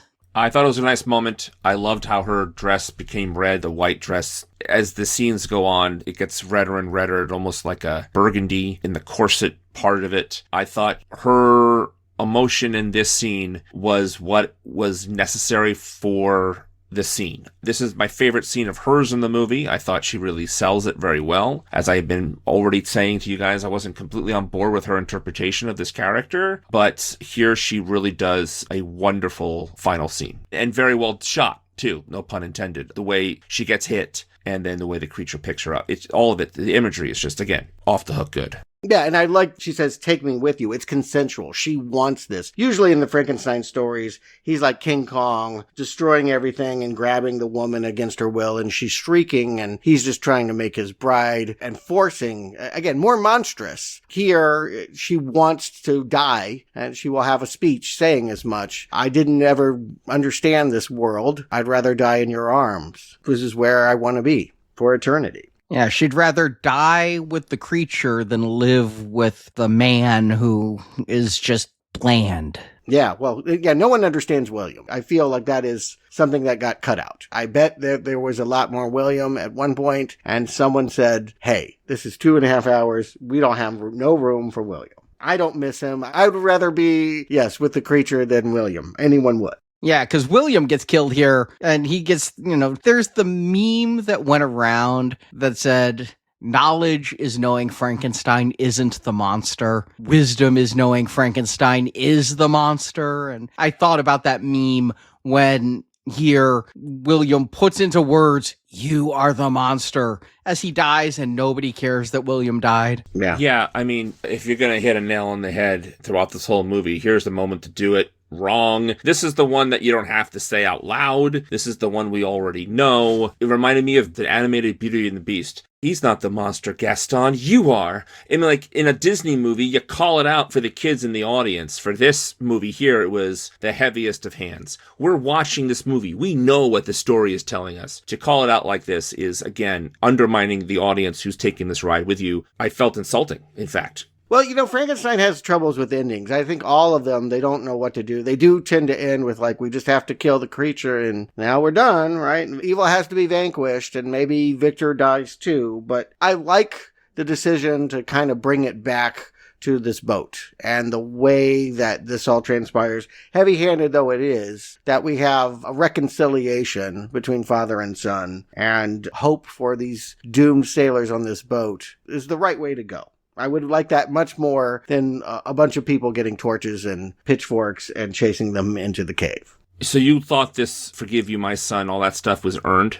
Again, I've had trouble with this Victor, and I think it's laid on a little bit thick. I liked the moment earlier where he was determined to blow him up with dynamite, and Elordi is like, you better run, because if this doesn't work, I'm coming for you. Again, he has a vicious side. I'm going to get you. I'm going to beat you. I am the master now. There's not enough of it. I will say it's a weakness of this movie that we don't have, in general, Frankenstein's monster being monstrous enough. I know that they want to, and heavily sold, that he is an innocent, but he's not only a victim. And I think that was Guillermo's intent, to show all sides as having equal flaws. But I do think one of the commonalities in the telling of Frankenstein is that he's pushed into being a monster because he looks like a monster. He doesn't have evil in his soul. He is forced to act this way, whether it's avenging Elizabeth or just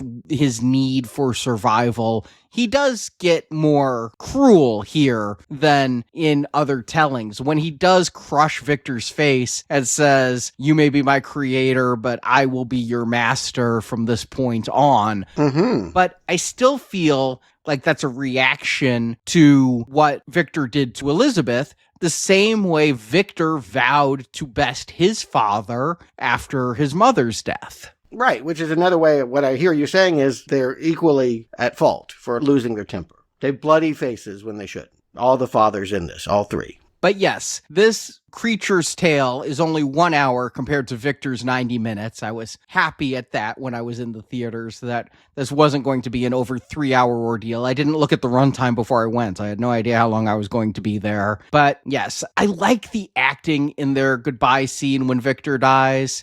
I really like the performances. The words are very on the nose. Say my name. My father gave me that name. Give it back to me. Say it like you did when we were on the veranda in Naboo. Yeah, exactly. Exactly. Yeah, I love the acting in this scene. I think they play it wonderfully. I think Jacob Elordi and Oscar Isaac are really wonderful. The ship captain, too, is really, really good in this movie. The acting in this movie is extremely well put across and extremely well filmed. The lighting is great. Everything is great. I don't think the writing is all that hot in this scene. I do not think this moment is earned. So it's remarkable, in fact, that I dislike this forgiveness dialogue so much, but yet I love how it's being delivered. So it's really strange to me that I can separate the two, because usually if one thing, especially the writing, rings false, then the acting is probably going to ring false too. But no, they sell it as best they can. And really, we've talked about him, but the captain of this ship can be easily overlooked, but his turn is pretty well performed as well. I think his acting here at the end, he goes from being this despot ruling over his crew and is still that way when the creature comes, but he wants to hear the creature's tale. And he's a very patient captain, because if somebody came on my boat and wanted to take 2.5 hours of my time with their story, I'd be like, can we sum this up? But I think when he lets the creature go after Victor's dead and tells the crew we're going back to St. Petersburg, for such a small role, you don't have to get somebody who could deliver the lines as well as he does. It's, foreign language. Maybe it's not as good as it seems, but I really got a change in his character through his realization of how he mirrored the obsession of Victor. Right. If you're not going to kill Frankenstein's monster, and that's the whole point, is that he can never die, and that's actually an unending pain for him. The fact that he's able to do this noble thing, what he couldn't do for his father, he does for this crew, is, yes, it's a moment of hope, and which is why it's done in sunlight. And yes, we're rooting for sailors we barely know to get back away from these icy depths. But the last shot of the film And Del Toro himself called out the last shot of The Shape of Water, the last shot of Pinocchio, the last shot of this is the creature bathed in sunlight. And this movie has been so gorgeously filmed, but why did they have to flip the shot? Did you guys get distracted? Frankenstein's scar is over the wrong eye here. They mirrored the shot for some reason, and so all of his scars are backwards during this final scene. Nope, didn't notice, but I was probably writing notes. Yeah, I didn't notice either, actually. It's just his scar was so distinctively to my left, and then at the end it was to my right. I was like, wait a second. It's like when Obi-Wan's braid was on the wrong side while he was talking to Qui-Gon. So, Stuart, Arnie, do you recommend Guillermo del Toro's Frankenstein? Stuart. Yeah, I do. I mean, I think Guillermo has done a beautiful job, actually, of taking a pretty overrated novel, one that I don't have much affection for, but is obviously so important to the sci-fi and horror genre, and finding something new in it, finding something lyrical, finding something personal. I like the way that he dramatizes the eternal struggle between parents and children, and also talks about his process as an artist trying to create. You're seeing someone create their dream project, and maybe he feels like things, I'm sure you do, that things that you had hoped to achieve, you do, and things you want are also not here. The imperfections are as clear as what works. And also, yeah, Del Toro's ongoing defense of the monster in the face of a monstrous society. Who are we to really condemn? I think from the changes in the plot, and honestly, the dialogue. This is some of the best dialogue that Guillermo has ever written. We usually talk about Guillermo being a visual filmmaker, but this shows some, and I want to underline that, some of his really good writing. There's also some that should have been dialed back and cut out, and we pointed out when he's allowed to run on too long. That happens with passion projects, right? It's what happens when you have too much, right? Netflix gave him everything he wanted, and so he's given everything he ever thought about Frankenstein in this film, and dialing that back, being a little bit more judicious about the right line, the right thing to put. How many scenes do we need of characters talking to one another? Like Victor, it's hard to look upon the finished project and call it a complete triumph. There's something a little stiff about Frankenstein 2025. So many beautiful scenes, beautiful monologues. Sometimes the acting's good. No one's bad. I'll put it that way. I think Elordi's clearly the best. There are some really great moments that really pop, but collectively, at 2.5 hours, this thing kind of lumbers as well, and you want it to move. I know they weren't trying to make it that kind of horror movie, but boy, I could have used a little bit more adrenaline. I could have used a little bit more motion. I think that there's just a tendency, as there is often in costume dramas, to have people stop and talk to each other, and that gets old. So, passion projects, despite the time and money poured into them, they rarely are the greatest examples of a director's work. Nobody's going to call Gangs of New York the best Scorsese, Megalopolis, Terry Gilliam's The Man Who Killed Don Quixote. So many times when a director has spent decades trying to develop something, you kind of get a mess. And what I can honestly say is this is not a mess. This is a well-conceived reconceptualizing of Frankenstein that pulls from all different kinds of bits and create something new, and I genuinely liked it. My only problem is I was really hoping to use the word masterpiece, and I just can't go that far. This is a good film. It's not a great film.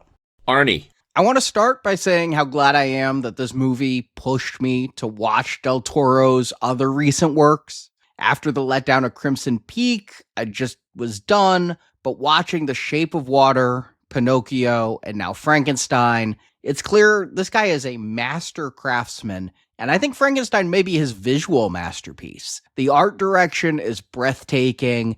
Every color, every texture, every set feels deliberate and alive. And like Stuart and I said earlier, it captures the period, but it never turns into the stiff pageantry that bogs down a lot of costume dramas like Age of Innocence and things. You're not distracted by the wardrobe so much as pulled in by it. And the cinematography here, I think it's painterly. It was reminding me of Barry Lyndon in his use of light and shadow, and on the big screen, I was never not amazed by what I was looking at. And I think the performances are strong. Oscar Isaac seemed to enjoy chewing that scenery, and sometimes he goes big and sometimes too big, but his theatricality fits this world. And I think Mia Goth continues to prove she's one of the most exciting actors working today, delivering two distinct, magnetic performances. And Jacob Elordi, who, like I said, I liked him in Euphoria and Saltburn, he disappears into the creature. It's transformative, heartbreaking, the best thing about this movie. The only term I can come up with for him is tour de force, and I hope he gets some deserved award recognition in the new year for this. And the supporting cast is reliably excellent. Christoph Waltz, Charles Dance, they do what they do best. It lands. The one thing we didn't call, and it may be my favorite thing about this movie, is Alexander Desplat's score. Because when I was watching this, I was so taken in by the theme when Victor was building the body right before the lightning storm. And I got this on download. I have been listening to this all day, every day, for over a week. It's dark, it's lyrical, it's beautiful on its own. It is easily my favorite film score of 2025. But unlike the creature itself, this film does not fully come together. Each body part was magnificently chosen, and yet as a whole, it's a little uneven. Isaac's intensity can wear thin, the father-son parallels are a little too on the nose, the middle stretch with Victor and Elizabeth, it elongates the film more than we wanted to. And by the time we got to the creature story, which again, I think is the most compelling part, I too was ready for this movie to move faster. But it's still a powerful, haunting, gorgeously crafted adaptation. What a wonderful pairing with last year's Nosferatu to have your Dracula story and your Frankenstein story both done so artfully. It's the most cinematic take on Mary Shelley's novel I've seen, and my favorite telling of the Frankenstein tale. It's not my favorite Del Toro film, but it is my favorite Frankenstein film, and a solid recommend. There's absolutely a lot to like here. Again, I'm going to pile on here with the visuals. The direction is top-notch. I mean, gosh, this is definitely going to get nominated and probably win for art direction at the Oscars this year. Costuming is great. The design of the creature is fantastic. At certain times, you think, I know that people our age is going to probably understand what I say by slim, good body, like almost like you're seeing inside the body. But the way the contours of the scars are on his body, and they're so smooth, right? Because he has this super healing, is kind of neat how it's almost like their body parts are fused, not sewn together. And then at certain times, yes, he looked like Vision. But most of the time, he was definitely the creature. And what a wonderful, interesting, and different take on the look of the creature, which I greatly enjoyed. The physicality that Jacob Elordi brought to the role is phenomenal. I liked Oscar Isaac for the most part in this movie. Didn't care for Mia Goth like you all did. And I just can't stop but think how great Willem Dafoe would have been instead of Christoph Waltz there. Would have added that extra punch that we needed, because this movie needed some electricity put through its bones often. It did not have enough energy in the movie to tell the story. As I've been very vocal about, I do not think shoehorning his personal tropes that he goes to time and time again into this movie was necessary. You could have those tropes in this movie, but not constantly shoehorn in additional examples of them. And I found it concerning, I found it unnecessary, and I've kind of rolled my eyes about, oh, we're doing this again? We've seen him do this movie time and time again. I understand that he has basically made Frankenstein, or this version of Frankenstein, before. So what is he going to bring new to it? Well, the visuals and his interpretation, some of the characters is new. But at the end of the day, it's the same story he's told us before. So that's disappointing to me. That's the crux of it for me. I'm disappointed. I came into this with high hopes that we're going to see the man doing the story that he was born to do, and I came out of it thinking, I guess he's done it already so many times that when he tries to make this his version, it seems like he's repeating himself. Despite my critique here, and it's a pretty strong one, I have to recommend it. You have to see this movie. It's very well made, and it's one of these great stories that it can be open to interpretation. I mean, something as you're going to think this is trite, but Batman is such a strong character that it can survive so many different iterations and ways the story is told. Frankenstein is the same way. And clearly Frankenstein came first, and I know that. But a modern example and a not so modern example of how people who think they know this character and the character is strong enough that you can give various interpretations. And some interpretations are going to say a lot more to some people than to others. This one did not speak as strongly to me that it did to maybe perhaps you two, or maybe our audience might find it, but you should definitely find that out for yourself. So it's a recommend, but not as strong a recommend as my colleagues here. Yeah, and let's play the game, because we do sometimes. Oscars, you know, they nominate 10 films. I could see it squeaking in for maybe like one of the last rungs of the Best Picture nominations, but it doesn't really have any shot at top tier prizes other than Elordi. I think Best Supporting Actor, he has a shot. I don't know.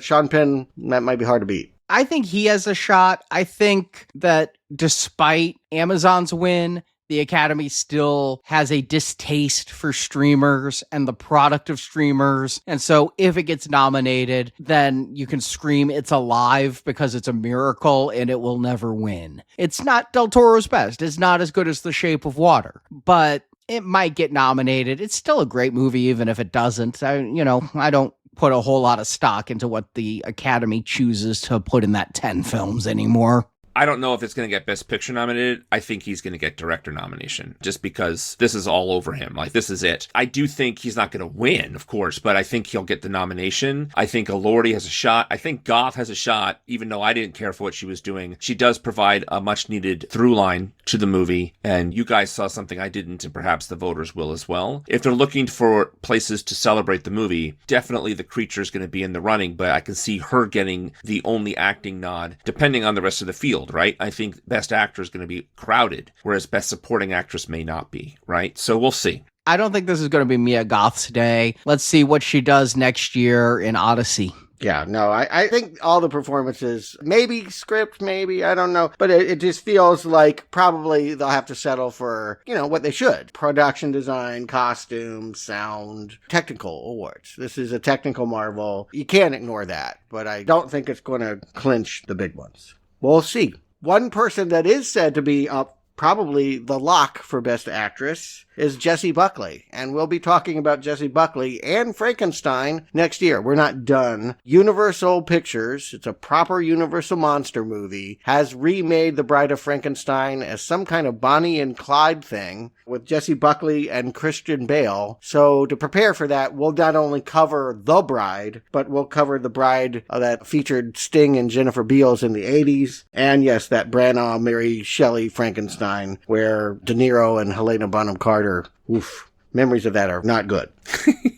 And meanwhile, hopefully you've enjoyed this feast of a podcast as we go into Thanksgiving this weekend. And as you are sitting by your laptop and scrolling your phone as you get antisocial with your family, if you're anything like me and you much prefer to doom scroll than converse with relatives, you can scroll your way over to nowplayingpodcast.com's Patreon store, because we are having a Black Friday through Cyber Monday sale. So if you want to hear a ton of bonus podcasts, you can get an annual membership on our Patreon for 25% off your first year, no matter what level you pick, except for the pick a movie for us to review, because picking a year of movies for us to review is a little much. But any other level, 25% off with the code B as in Black, F as in Friday,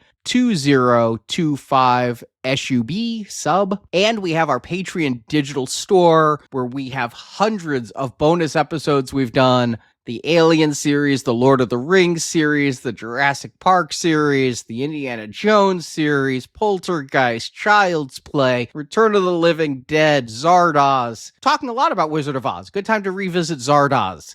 You can get 33% off items in our shop, as low as $3 per item, because that's a minimum imposed by Patreon, with the code BF, Black Friday, 2025 shop. All of these start on Friday, November 28th and end at the end of the day, Tuesday, December 2nd. So It's a chance for you to get some bonus podcasts a little cheaper than we usually make them and still support our show, which keeps us on the air. So thank you for your support, and I hope you have a very good Thanksgiving. And we will be back on Black Friday with another bonus podcast. Yeah, well, this is the end of it. We've been moving through our summer-fall donation series, and we've reached the biggest. Wicked for Good, the concluding chapter of both the Wicked movies and Wizard of Oz series we've been building up to. I'm looking forward to ending our journey on the Yellow Brick Road. So if you haven't already heard us travel through Oz, I suggest you go over our Patreon page and take the trip with us. We would be greatly appreciative if you do, because there's no place like Now Playing, and we can only have a Yellow Brick Road with your support. Right. And if you're wanting more horror, or maybe horror at all, we got some kind of slasher for you next Tuesday. We're going back to video games and prep for Five Nights at Freddy's 2, and one that, well, we should have covered it back in April, but I don't know. I decided to go to the hospital or something. We're finally getting to Until Dawn. And thank you both. Really enjoyed this conversation. It is finished.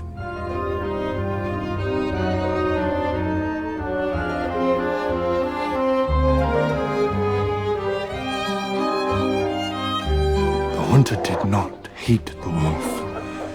The wolf did not hate the sheep, but violence felt inevitable between them. Perhaps I thought this was the way of the world. It would hunt you and kill you just for being who you are. Thank you for listening to this Now Playing Podcast movie review. My maker told his tale. We hope you enjoyed the show. Yes, but what did you think? I thought it was brilliant. Help us spread the word about this show by leaving a 5-star review on Stitcher, Podbean, iTunes, or your podcast store of choice. I may in time ask you for a favor in return. Want more reviews like this one? In the archives section of NowPlayingPodcast.com, you'll find more than 1,000 in-depth movie reviews from our panel of hosts. I will show you something extraordinary. On our site, you can hear reviews for every installment in the world's biggest film franchises, including the Marvel Cinematic Universe, Spider-Man, Batman, X-Men, James Bond, Middle-earth, Jurassic Park, Fast and Furious, Star Wars, and Transformers. I know you have thoughts. I know you do. Somewhere in there you have thoughts. Don't you? Something you might want to say? And come back to NowPlayingPodcast.com next Tuesday for another all-new movie review podcast. I could feel destiny calling. Support from listeners like you keeps Now Playing Podcast on the air. I take it then that we have an understanding? A bargain has been struck. You can donate directly by tapping the support button at NowPlayingPodcast.com. Please always help. And you can join our crowdfunding campaign for early access to new episodes, exclusive reviews, and bonus reviews available for a one-time contribution. With a single step, I entered a different world, one I had only seen from afar. Need more Now Playing? Subscribe to our In Focus weekly newsletter for exclusive digital download giveaways, celebrity interviews, behind-the-scenes insights, and more. Sign up through the subscribe page on our website and get it delivered to your inbox every Friday. There was something more, or rather, something was missing. You can also compare notes with us on Letterboxd. Go to letterboxd.com/nowplaying to see what our hosts are watching when we're not recording podcasts. It's a vast network. Oh, it's remarkable. Yes. And follow Now Playing on Facebook, Twitter, Instagram, and our YouTube channel. Run to your brandy-and-sickles. The boys are waiting. Now Playing Podcast is produced by Arnie Carvalho. Nothing could stop me now. Nothing. Associate produced by Jason Latham. You may be my creator, but from this day forward, I will be your master. Now Playing is edited by Heath and Arnie. Madness, excruciating pain. One fine morning, I will start to scream, and I will never stop. The opinions expressed in this podcast are those of the individual hosts and may not reflect the views of Venganza Media Incorporated. Believing something does not make it true. Venganza Media Incorporated is not affiliated with, and this podcast has not been prepared, approved, or licensed by any entity that created the film analyzed herein. Did you ever ask yourself, of all the parts that make that man, which one holds the soul? All movie clips and music included in this podcast are the intellectual property of their respective copyright holders. They are included here for the purpose of review, and no infringement is intended. Ideas are not worthwhile by themselves, I don't believe. Now Playing Podcast is an exclusive trademark of and may not be used without the express written permission of Venganza Media Incorporated. The achievement felt unnatural, void of meaning, and this troubles me so. Now Playing is a Venganza Media production, copyright 2025, and no part of this show may be reproduced, repurposed, or redistributed without the written permission of Venganza Media Incorporated. All rights reserved. And for a moment, a brief moment, the world and I were at peace.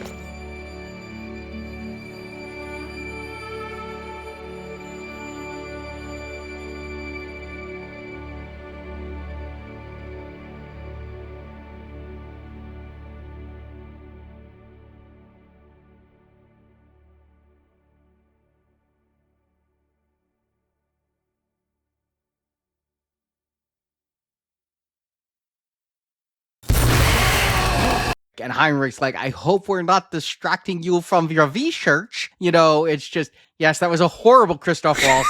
Terrible. That's terrible. Yeah. And yet, he's so extreme with his accent. But I'm not just going to make up my thoughts on a movie I haven't seen. I did go see this in theaters. I'm glad. Good. By the way, I didn't know that not watching the movie and just saying my thoughts off the top of my head was an option. I'll take note of that. Maybe that'd be good for future reference. Yeah, I only know him because, I'm around teenage girls. That came out terribly, didn't it? You know what I mean. I have a gaggle of girls are over here all the time, and so he's one of their favorites.